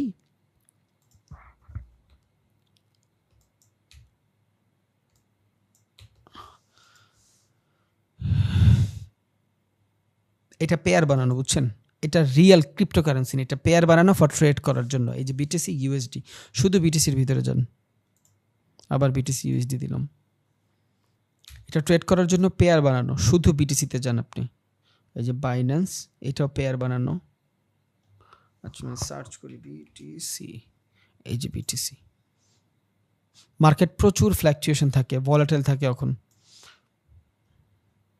এখন তো এইভাবে দেখাচ্ছে, বাট ক্রিপ্টোর মুভমেন্ট খুবই চালু হয়, বুঝছেন?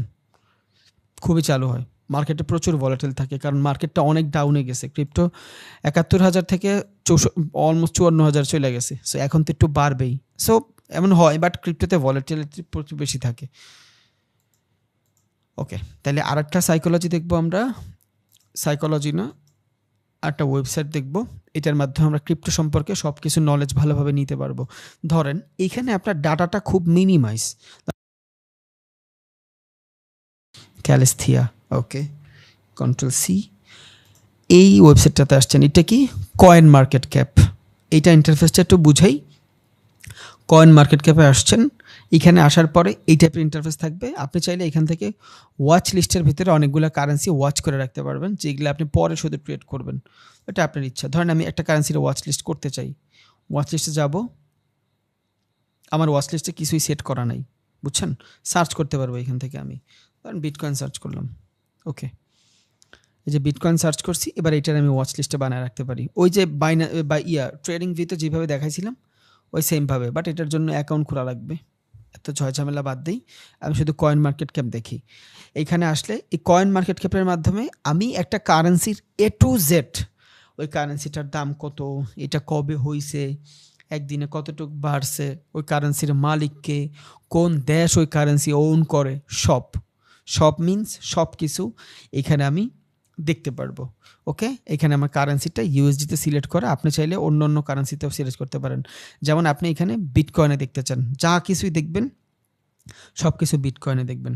দেখেন এখানে যা আছে, যে সব লাস্টে বিটিসি লেখা, ভাই ঝামেলা, আমি ডলারে দেখব। এটা কি? এটা হলো একটা অ্যানালাইসিস টুলস, ক্রিপ্টোকারেন্সির একটা অ্যানালাইসিস টুলস। যেমন ফরেক্স মার্কেট, যত ধরনের মার্কেট আছে, ওই মার্কেটগুলো অ্যানালাইসিস করার জন্য আমরা ট্রেডিং ভিউ ইউজ করি। ক্রিপ্টোর যতগুলো কয়েন আছে, ওই কয়েনের ফান্ডামেন্টাল খোঁজার জন্য আমরা ক্রিপ্টোকারেন্সির কয়েন মার্কেট ক্যাপ ওয়েবসাইটটা ইউজ করি। এই ওয়েবসাইটের কাছে সম্পূর্ণ ডাটা আছে কি রিলেটেড, ক্রিপ্টো রিলেটেড। ফরেক্স রিলেটেড এইখানে কোনো ডাটা নাই, ক্রিপ্টো রিলেটেড এইখানে সব ডাটা আছে। এখন আমি একটা কয়েন এইখান থেকে সিলেক্ট করলাম, এই যে ক্যালেস্থেসিয়া, ওকে, সিলেক্ট করে এখানে আসলাম, কই দিলাম কন্ট্রোল ভি ইন্টার।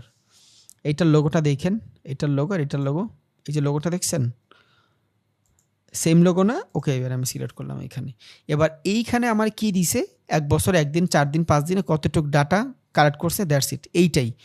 এইখানে আসার পর ওর গোষ্ঠী সূর্য আমার ডাটা দিয়ে দিচ্ছে সব কিছু, ওর মার্কেট ক্যাপ কত সব কিছু এখানে দিয়ে দিচ্ছে। এই যে $975 মিলিয়ন হইলো ওর মার্কেট ক্যাপ। অন্য জায়গা থেকে দেখবো আমরা, সমস্যা নেই। আমরা প্রাইজে যাই, কম্পেয়ার উইথ বিটকয়েন। আমি এটা না এখন বিটকয়েনের সাথে কম্পেয়ার করব যে বিটকয়েনের সাথে সাথে এইটা কতটুকু বাড়ছে।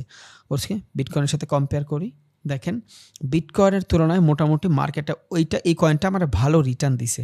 কিসে? ডে বাই 7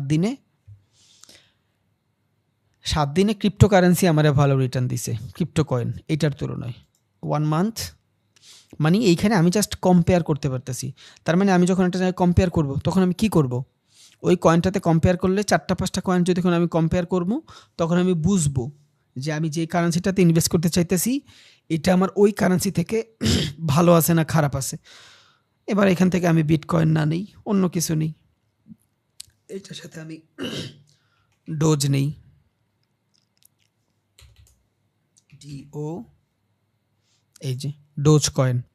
এবার কি হইল, আমি যখন ক্রিপ্টোকারেন্সিতে ট্রেড করব, বুঝছেন, ক্রিপ্টোকারেন্সিতে ট্রেড করব, পেয়ার বানাইলাম এই 2টা কারেন্সি নিয়ে, তখন আমি ক্যালেস্থেসিয়া, ডোজ এই 2টার ভিতরে যখন কম্পেয়ার করব, আমি দেখব মোস্ট অফ দ্য কেসেস 1 মাসে ডোজ কয়েন অনেক আগায় থাকে টিআর থেকে। তাহলে টিআর থেকে আমার ডোজ কয়েনটাই ভালো ইনভেস্টিংয়ের ক্ষেত্রে, ট্রেডিংয়ের ক্ষেত্রে, বুঝছেন? এটা জাস্ট কম্পেয়ার। আপনি কম্পেয়ার করতে পারতেছেন, যেই কয়েনটাতে আপনি কম্পেয়ার করতে চান, ধরেন এইখান থেকে এই কয়েনটা আপনি কম্পেয়ার করবেন। ওকে, মন্ট্রা, কন্ট্রোল সি, কন্ট্রোল ভি। এই যে, তার মানে আমার মোটামুটি টিআর থেকে যতগুলো কারেন্সি দেখতেছি সবই মোটামুটি ভালো। টিয়া আমার জন্য বেটার ইনভেস্টমেন্ট নাও হইতে পারে ক্রিপ্টোকারেন্সিতে, বোঝা গেছে? তাহলে যে কোনো একটা কারেন্সি এখানে আমি সার্চ করবো, এখানে আমি মন্ট্রা এখানে সার্চ করি, এটার গোষ্ঠী সুদ্ধা চলে আসবে এখানে। এই যে মন্ট্রা, একদিনে কতটুক গেছে বাড়ছে সব দেখাচ্ছে, 7 দিনে কতটুক গেছে বাড়ছে সব দেখাচ্ছে। এটা বেসিক ভিউ, এটা হলো মার্কেট। এইখানে এই মার্কেটের মাধ্যমে আপনি দেখতে পারবেন যে এই যে মন্ট্রা কয়েনটা কোন কোন কারেন্সি এক্সচেঞ্জের ভিতরে লিস্টেড। আমি বাইন্যান্সে ট্রেড করব।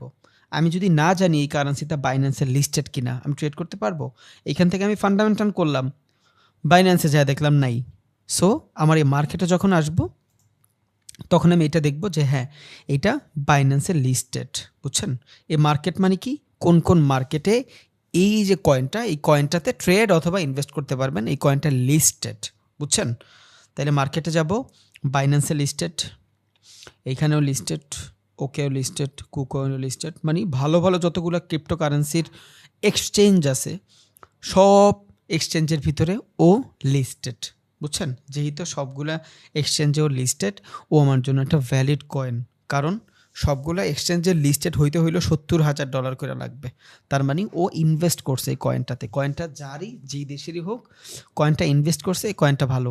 এখন আপনি অনেক কোম্পানি আছে, সার্চ করবেন, এইখানে সার্চ করবেন, দেখবেন এগুলা কিছুই আসে না, 1টা 2টা ব্রোকার আসে। ওইটাতে আমরা ট্রেড করবো না, ইনভেস্টও করবো না। কেন? ওইটার ফান্ডামেন্টাল ভালো না।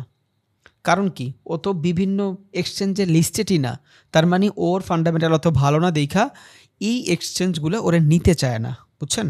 তখন এটা আমার জন্য একটা বেটার ইনভেস্টমেন্ট হবে না। ওকে, আমি এবার সোলানায় যাই, এবার দেখি সোলানা এখানে কি হয়েছে, 1 দিন 5 দিন 10 দিনে কতটুকু কী করতেছে, 1 ইয়ার 1 বছরে সোলানা কি রিটার্ন দিচ্ছে দেখছেন? লঙ্গার টাইম ফ্রেমে কী পরিমাণে দিচ্ছে সোলানা। যে কোনো কোম্পানি, যে কোনো কয়েন লঙ্গার টাইম ফ্রেমে আল্লাহর রহমতে ভালোই দেয়। তাহলে এগুলা আমাদের জন্য লং টাইম ইনভেস্ট হইতে পারে, শর্ট টার্ম না, আবারও বলি, লং টার্ম ইনভেস্ট হবে ক্রিপ্টোকারেন্সি ট্রেডিংয়ের জন্য না, কারণ সব থেকে বেশি ক্যাপিটাল লাগে ক্রিপ্টোকারেন্সি ট্রেড করতে, বুঝছেন? নিজেরাই বুঝে যাবেন $200 লস করে, বাট আমি বলার কাম বইলা দিলাম। আপনারা দেখেন মান্থলি বেসিসে অনেক ডাউন আছে, কারণ লাস্ট 2 মান্থ পুরা ক্রিপ্টোকারেন্সি ডাউনে আছে, পুরা ক্রিপ্টোকারেন্সি নিয়ে টানাটানি শুরু হয়ে গেছে, বাট লঙ্গার টাইম ফ্রেমে ভালো করতেছে। আবার আমি সার্চে যাই, এখান থেকে ধরেন আমি পেপে দিতে পারি। ওকে, 1 মাস সিলেক্ট করা। এবার পেপেটা কি আমার জন্য ভ্যালিড হবে? কেমনে বুঝবো ভ্যালিড হবে কি না? মার্কেটে ক্লিক করব, হ্যাঁ অনেকগুলা এক্সচেঞ্জে listed, it's a valid coin, বুঝছেন? It's a valid coin. এখন আমি আর একটা জিনিস দেখতে পারবো, এইটা থেকে আমি ফিউচারও ট্রেড করতে পারবো পেপেতে। ইয়েস, ফিউচার দিলাম। এবার এই ফিউচারে দেখেন কোনো জায়গায় আপনি পেপেতে ফিউচার ট্রেড করতে পারবেন না, কোনো এক্সচেঞ্জে। এই যে exchange, zero, no data is available now. যদি থাকতো ও আপনার করতে দিত। তার মানে আমি ফিউচার ট্রেড যদি করতে চাই, এটা আপনি জানবেন what is future trade, spot trade কালকেই জানাই দিব, ভিডিও দিয়ে দিব, দেখে নেবেন ইনশাআল্লাহ। তাহলে ফিউচার ট্রেড যদি আমি করতে চাই, মানে কি লেভারেজ নিয়ে যদি ট্রেড করতে চাই, যেটা আমি বলছিলাম একটা ডেরিভেটিভ কন্ট্রাক্ট, কিছু মানুষ বলে উপরে যাবে, কিছু মানুষ বলে ডাউনে যাবে, এগুলা হলো ফিউচার ট্রেড, অপশন ট্রেড, বুঝছেন? এইখানে আপনার ক্যাপিটাল মাল্টিপল হবে, বাট আপনি ইকুইডিটি পাবেন না, ওন করতে পারবেন না জিনিসটা। It's call future trade. আপনি ফিউচারে প্রেডিক্ট করতেছেন, আবারও বুঝছেন, ফিউচারে প্রেডিক্ট করতেছেন, বাট আপনি এখানে লং টাইমের জন্য হোল্ড করতে পারবেন না, একটা সময় পর আপনার বেচা দেওয়া লাগবে। এই জিনিসটা আপনি এই কয়েনের ক্ষেত্রে কোনো এক্সচেঞ্জে করতে পারবেন না, বুঝছেন? স্পট ট্রেডিং পারবো। এইখানে আমি স্পট মানে কি ইনভেস্ট, আপনি যেইখানে স্পট ট্রেডিং শুনবেন ওইটা কি ইনভেস্টিং ট্রেডিং, আপনি ক্রিপ্টোকারেন্সির উপরে ইনভেস্ট করতেছেন। ক্রিপ্টোকারেন্সি যদি বাড়ে আপনার টাকাও বাড়বে, ক্রিপ্টোকারেন্সি কমলে আপনার টাকাও কমবে। আর যখন ফিউচারে করবেন, ও বারুক কুমুক ডাজেন্ট ম্যাটার, জাস্ট এক্সনেসের মতন তখন ট্রেড হয়ে যাবে। আপনি একটা জায়গা থেকে স্টপ লস দিবেন, একটা জায়গায় টার্গেট হিট করে রাখবেন, হয়ে গেছে বের হয়ে যাবেন। এইটাই হলো ফিউচার। এখানে আপনি মার্জিন নিয়ে ট্রেড করতে পারবেন, বুঝছেন? যেমন আমরা এক্সেসের ল্যাভারেজ নিয়ে ট্রেড করি, এইখানে ওইটারে মার্জিন ট্রেড বলে। তাহলে এইটাই হলো ফিউচার মার্জিন ট্রেড, বুঝে গেছে? কালকে ডিটেলসে দিয়ে দিব না, বুঝেন, বাট এটা বুঝে রাখেন। ফিউচারের ভিতরে আপনি এক্সনেসের মতন ট্রেড করতে পারবেন, আর স্পটের ভিতরে আপনি এক্সনেসের মতন ট্রেড করতে পারবেন। এইখানে কিনা এখানে বাই দিতে পারবেন, সমস্যা নাই। বাট স্পট হোল্ড মানে কি আপনি বেচতে পারবেন, কিনতে পারবেন, ওইটা আপনার নামে হবে, বুঝছেন? ওইটা আপনার নামে হবে, ফিউচার আপনার নামে হবে না। তাহলে এই পেপেতে যে আপনি ট্রেড করতে চান, আপনি এতগুলো এক্সচেঞ্জের ভিতরে স্পট ট্রেডিং করতে পারবেন, বাট ফিউচার ট্রেডিং করতে পারবেন না। ওকে, আরও দু একটা কয়েন দেখি। বিটকয়েন মার্কেট ফিউচার ট্রেড, দেখছেন? বিটকয়েনের ভিতরে আপনার বাইন্যান্সে ওকে এক্স, আবার বাইন্যান্সের আরও একটা আছে সেইটায়, দেন যাই বলেন এখানে সবগুলো জায়গায় আপনি বাইন্যান্সের ফিউচার ট্রেড করতে পারবেন। বুঝা গেছে? আশা করি বুঝা গেছে। তাহলে বাইন্যান্সের ফিউচার ট্রেড আমি কই করতে পারবো? এই এক্সচেঞ্জগুলোতে করতে পারবো, বাট আমি পেপের তো ফিউচার ট্রেড করতে পারবো না। সোলানার কি ফিউচার ট্রেড পারবো? দেখি পারি কি না। মার্কেটে যাব, ফিউচারে যাব, কিছু কিছু দিছে আপনারে, বাট এগুলা আপনার কাছে নাই। এই কারেন্সিগুলো বাংলাদেশে, মানে এই যে এক্সচেঞ্জ বাংলাদেশে অ্যাভেলেবেল না। সো আপনি চাইলেও বাইন্যান্সের ভিতরে সোলানায় ফিউচার ট্রেড করতে পারবেন না, বুঝে গেছে? স্পট ট্রেড করতে পারবেন সবগুলো কারেন্সিতে। স্পট মানে ইনভেস্টিং, বুঝেন? ইকুইডিটি আপনার নামে হয়ে থাকবে, ওইটা যতক্ষণ আপনি সেল না দিবেন ওইটা কোথাও যাবে না, বুঝছেন? যতক্ষণ সেল না দিবেন কোথাও যাবে না। বাট ফিউচার কি হবে? ফিউচার এক্সনেসের মতন ট্রেড। কালকে ভিডিওটা দেখে যদি কেউ ক্লিয়ার না করতে পারেন, এই জন্য এখন একটু একটু ধারণা দিয়ে রাখতেছি। ফিউচার মানে কি? ফিউচার মানে হইলো ফিউচার কি হবে এটার আমি জাস্ট প্রিডিক্ট করলাম, বাট একটা ডিসেন্ট টাইম দিয়ে দিছে আমাকে, এই টাইম পরে এটা বন্ধ হয়ে যাবে। স্পট মানে কি? আমি আজকে কিনছি এই কয়েন $135, $35, আমি $135 দিয়ে কিনছি। এই পুরা কয়েন সমান আমার ক্যাপিটাল থাকবে। যদি আমার কাছে একটা সোলানা থাকে, এই সোলানা যদি 1 থেকে 40 পর্যন্ত যায়, আমার ক্যাপিটাল $4 বাড়বে। এই ক্যাপিটাল যদি $130 আসে, আমার ক্যাপিটাল $5 কমবে। তাইলে আপনি যদি একটা কোম্পানির ভিতরে গলা এমন করতেছে,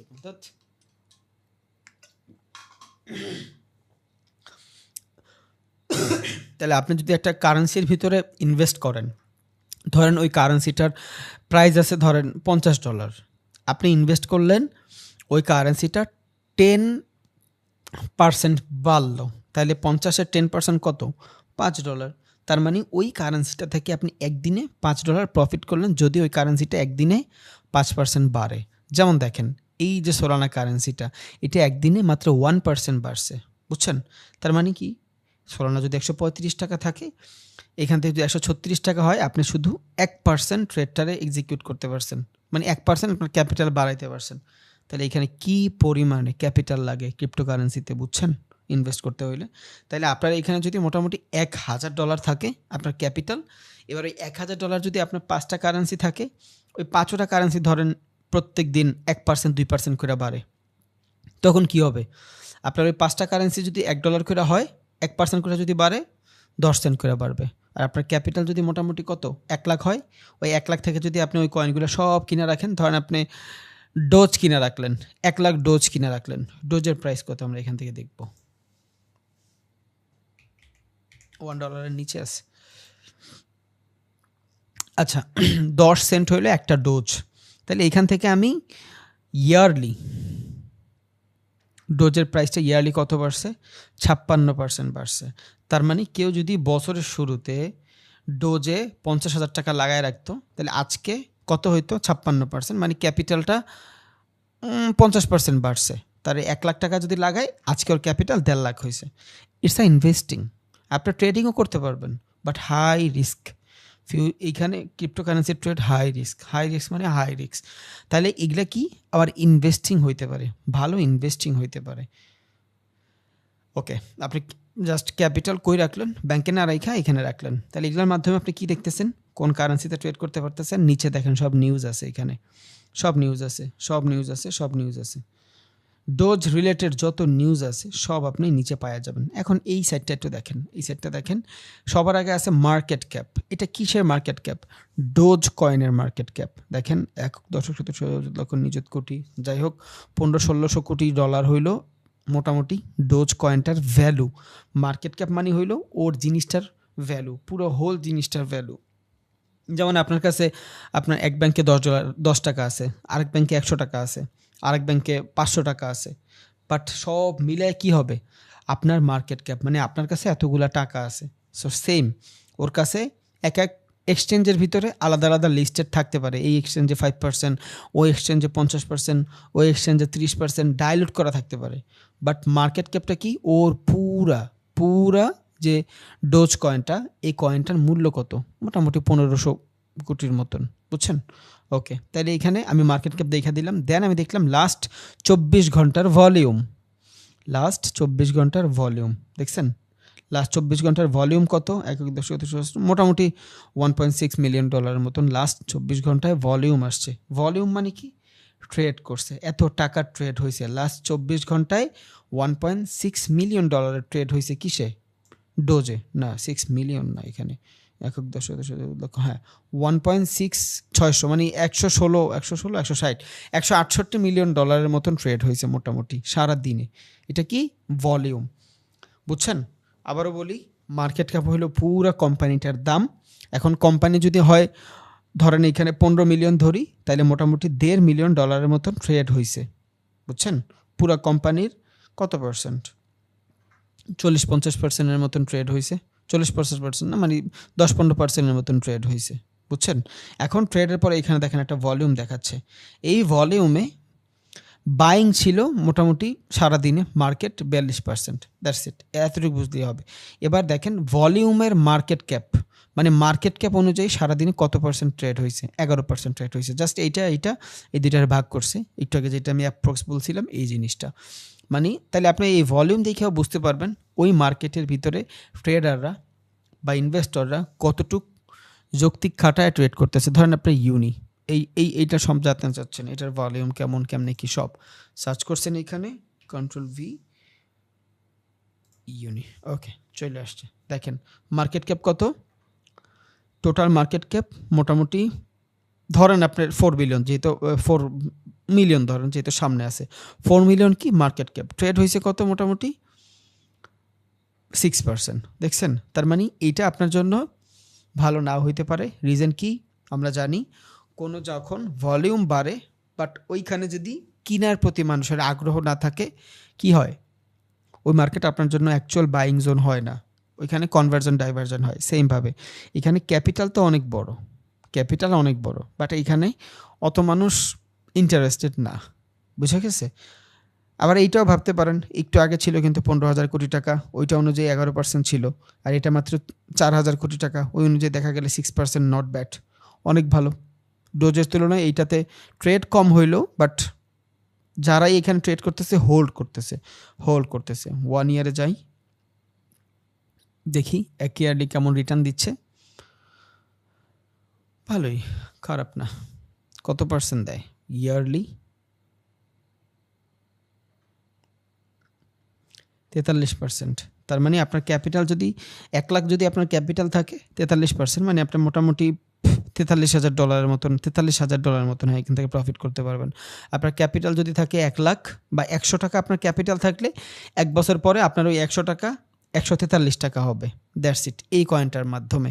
তাহলে এই টাইপে 1,143 টাকা কি আপনার দিবে? 100 টাকা যদি ব্যাংকে রাখেন, 143 টাকা আপনার দিবে, ব্যাংক আপনার দিবে 106 টাকা, 6% রিটার্ন। বুঝছেন? এখান থেকে আপনি ব্যাংকের তুলনায় কত পার্সেন্ট বেশি রিটার্ন পাচ্ছেন? 7 গুণ রিটার্ন পাচ্ছেন একটা কয়েনে। এখন এখানে বহুত কয়েন আছে, এক একটা কয়েন 400, 500, 600, 6,000, 7,000%ও রিটার্ন দেয়। দেখেন এখানে যাই 1 ইয়ার, দেখছেন 6,000% রিটার্ন, 6,000% রিটার্ন, বুঝেন? 3,000% রিটার্ন, বুঝেন? আর এই 100% যদি রিটার্ন দেয় আপনার ক্যাপিটাল ডাবল। ব্যাংক আপনার কত দিচ্ছে? 1 লাখে 1,06,000 টাকা 1 বছর পরে। এখান থেকে যদি আপনি 100%ও নিতে পারেন 1 বছরে, তাও তো আপনার 1 লাখ 2 লাখ হচ্ছে। ব্যাংকের থেকে আপনি কত ভালো। এখানে কথা হচ্ছে কি আপনার টাকা বাঁচানোর। আপনার ক্যাপিটাল যদি 20 লাখ থাকে, আপনি কি 20 লাখ দিয়ে পুরোটাই ট্রেড করবেন? না, 20 লাখ দিয়ে তো আর করবেন না। আপনি হয়তো 2 লাখ দিয়ে ট্রেড করবেন, বাকি 18 লাখ কই রাখবেন? 18 লাখ ব্যাংকে রাখবেন? বাংলাদেশে এটা ধরে লয়ে যাবো গা। আমার অনেকে বলে যে ভাই আপনার রিয়েল অ্যাকাউন্ট দেখান না কেন, আপনার ট্রেড নিয়ে দেখান না কেন? এটা বাংলাদেশ। এই পর্যন্ত ইউটিউবিং করে ভাই আমি জেলে পর্যন্ত যাইতে হয়েছে আমার। 3 ঘন্টা আমি জেলে ছিলাম, বুঝছেন?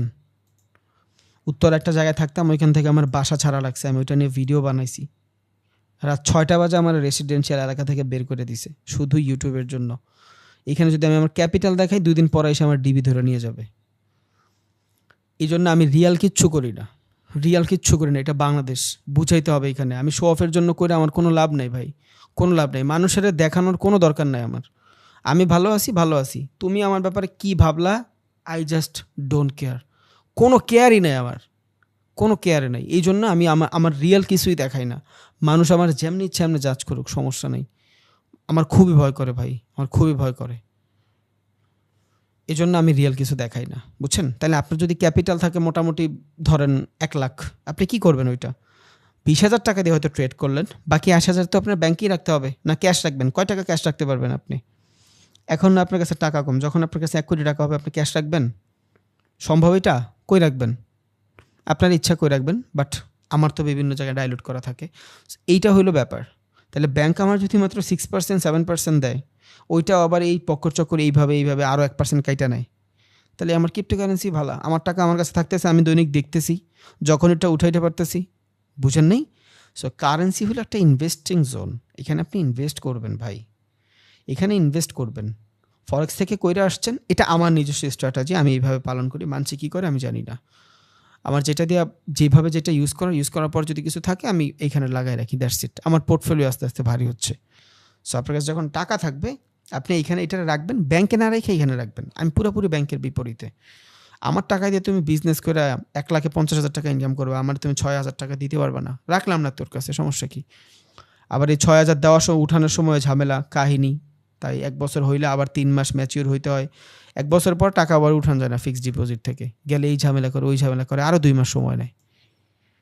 এত প্যারার দরকার নেই। সো আমি এটা করি, আমি আপনাদের বললাম, কারণ আপনারা যেমন টাকা দিচ্ছেন তো ভ্যালু তো দিতে হবে, আপনার ইচ্ছা। এখনও ক্যাপিটাল কম, যখন ক্যাপিটাল বেশি হবে আপনি ক্রিপ্টোতে টাকা রাখবেন ফর সেফ ইনভেস্টিং। এখন আমি হয়তো পাবলিক ফিগার দেখে মানুষ আমার বাইন্যান্স দেখতে চাইবে, আপনারটা কিন্তু কেউ দেখবে না ভাই, আপনারা কেউ চিনে না, বুঝছেন? বাংলাদেশে হাজার হাজার মানুষ আছে যাদের বাইন্যান্সে 10 লাখ, 20 লাখ, 25 লাখ, 100 লাখ ডলার পড়ে আছে। বহুত মানুষ আছে এমন, বহুত, অভাব নেই। বাট ওরা কেউ দেখায় না, কারণ ওরা পাবলিক ফিগার নিয়ে বোঝা যায় না। আপনার আশেপাশেই দেখবেন ট্রেডার ঘুরতেছে, হিউজ ইনকাম করতেছে, হিউজ কামাচ্ছে। সন্ধ্যাবেলা বের হচ্ছে, সারা রাত ঘুরা মুড়ে 50,000 উড়া চলে আসছে। নর্মাল, আপনি দেখলে বুঝবেনও না। অনলাইনের টাকা বোঝা যায় না, বুঝছেন? এখন ফেসটা পরিচিত হয়ে গেছে দেখা মানুষ অন্যভাবে জাজ করে, দ্যাটস ইট, আর কিছুই না। সো এটা একটু খেয়াল রাখেন, বুঝছেন? আপনি সেফলি বাইন্যান্সে রাখতে পারেন, কারণ আপনারটা ট্র্যাক হবে না, আপনার কেউ চিনে না। আমারটা আগে ট্র্যাক হইতো না, হয়তো এখন হয়, বাট আমার রিয়েল বাইন্যান্স কেউ জানেই না। আমার ফ্যামিলির হয়তো আমার ভাইটা জানে, আমার আম্মুর আইডি দিয়ে করছে ওইটা জানে, বাট আমারটা নাই, কেউ জানবে না। এগুলো আমি জীবনও দেখাবো না, আর সম্ভবও না। সব পাইলেও আমার এগুলো কি, আমার কোনো এভিডেন্স পাবে না। আমার আইসা হয়তো আমার ভাই বাইন্যান্স থেকে 12-13 হাজার ডলার নিতে পারে, সম্ভব না। এটা ছাড়া একটা টাকাও পাবে না আমার কাছ থেকে। আমি পুরা হাইট। এগুলো আমি ইউটিউবে বলি না, কারণ তাইলে আরও ঝামেলা হবে। আপনার তো আমার সাথের লোক, একসাথে এতদিন ছিলাম, দ্যাটস ওয়াই বললাম। যখন অনেক টাকা হবে বাইন্যান্সে, আপনি শুধু এই চিন্তা করে রাখবেন যে আমার টাকা মাল্টিপল হচ্ছে আস্তে আস্তে। যে কোনো কয়েন দেখেন 200-300% রিটার্ন, হিউজ ভাই, হিউজ। আপনি 10 লাখ টাকার বিজনেস করলে ওই বিজনেস 20 লাখ টাকায় পরিণত হইতে 2 বছর সময় লাগে। একটু মেন্টালিটি ভালোভাবে কাজে খাটায়, 2-3টা ভালো কয়েন দেখা, ফান্ডামেন্টাল ঠিকভাবে দেখা, আপনার টাকা ব্যাংকে না রেখে এখানে লাগিয়ে রাখলেন, দ্যাটস ইট। আর যদি চিন্তা করেন যে আপনি ফরেক্স ট্রেড করবেন, করেন। আর যদি চিন্তা করেন আমি ফিউচার ট্রেড করব, কোনো দরকার নেই বাইন্যান্সে ফিউচার ট্রেড করার দরকার নেই। ফিউচার ট্রেড আপনি আস্তে করে এক্সনেসে করেন। দেখেন তো এখানে কি আছে কি না এক্সনেসে ফিউচার ট্রেডের অপশন, অবশ্যই আছে। এক্সনেসটাই পুরাটাই ফিউচার ট্রেড, বুঝছেন? তাহলে যারা যারা বাইন্যান্সের মাধ্যমে ট্রেড করতে চান, কই করবেন? এক্সনেসে করবেন। যদি কেউ বলেন যে ভাই আমি ফিউচার ট্রেড করব, এক্সনেসে করবেন, কারণ এক্সচেঞ্জের ভিতরে কারেন্সি পেয়ারের ফিউচার ট্রেড করা যায়। এটার জন্য আপনার বাইন্যান্সের দরকার নাই, কারণ বাইন্যান্সে হিউজ ঝামেলা। এক্সচেঞ্জে কি একটা অর্ডার ধরেন, আপনি এখান থেকে সেল করছেন, একটা অর্ডার কমপ্লিট করে দিচ্ছেন না, এখানে ঢুকলেন, কি করছেন, স্টপ লস টার্গেট হিট দিয়ে দিচ্ছেন না মন মতন। বাইন্যান্স এটা পসিবল না, বুঝছেন? বাইন্যান্স এটা পসিবল না। কেন পসিবল না?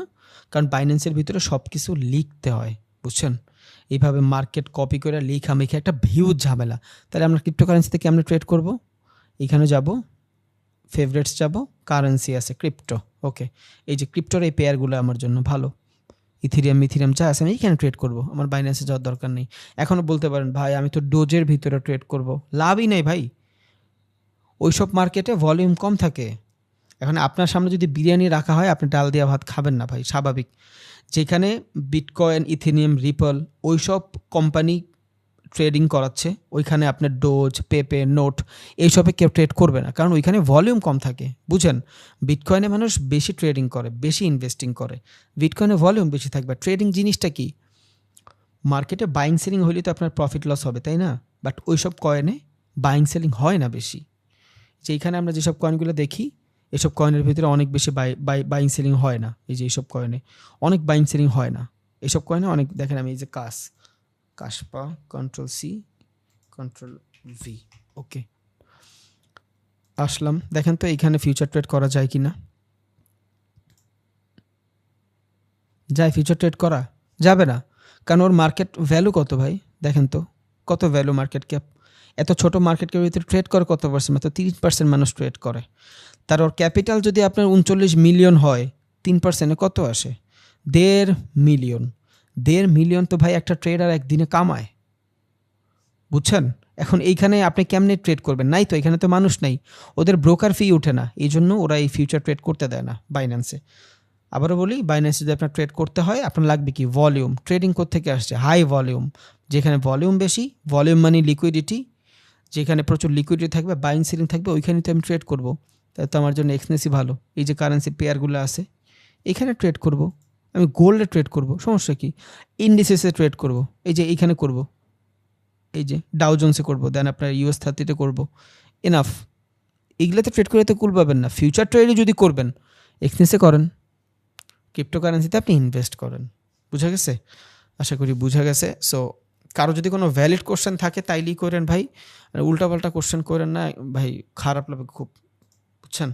কারণ যেগুলা ভ্যালুয়েবল কোশ্চেন ওগুলাই করেন আল্লাহর রাস্তায়।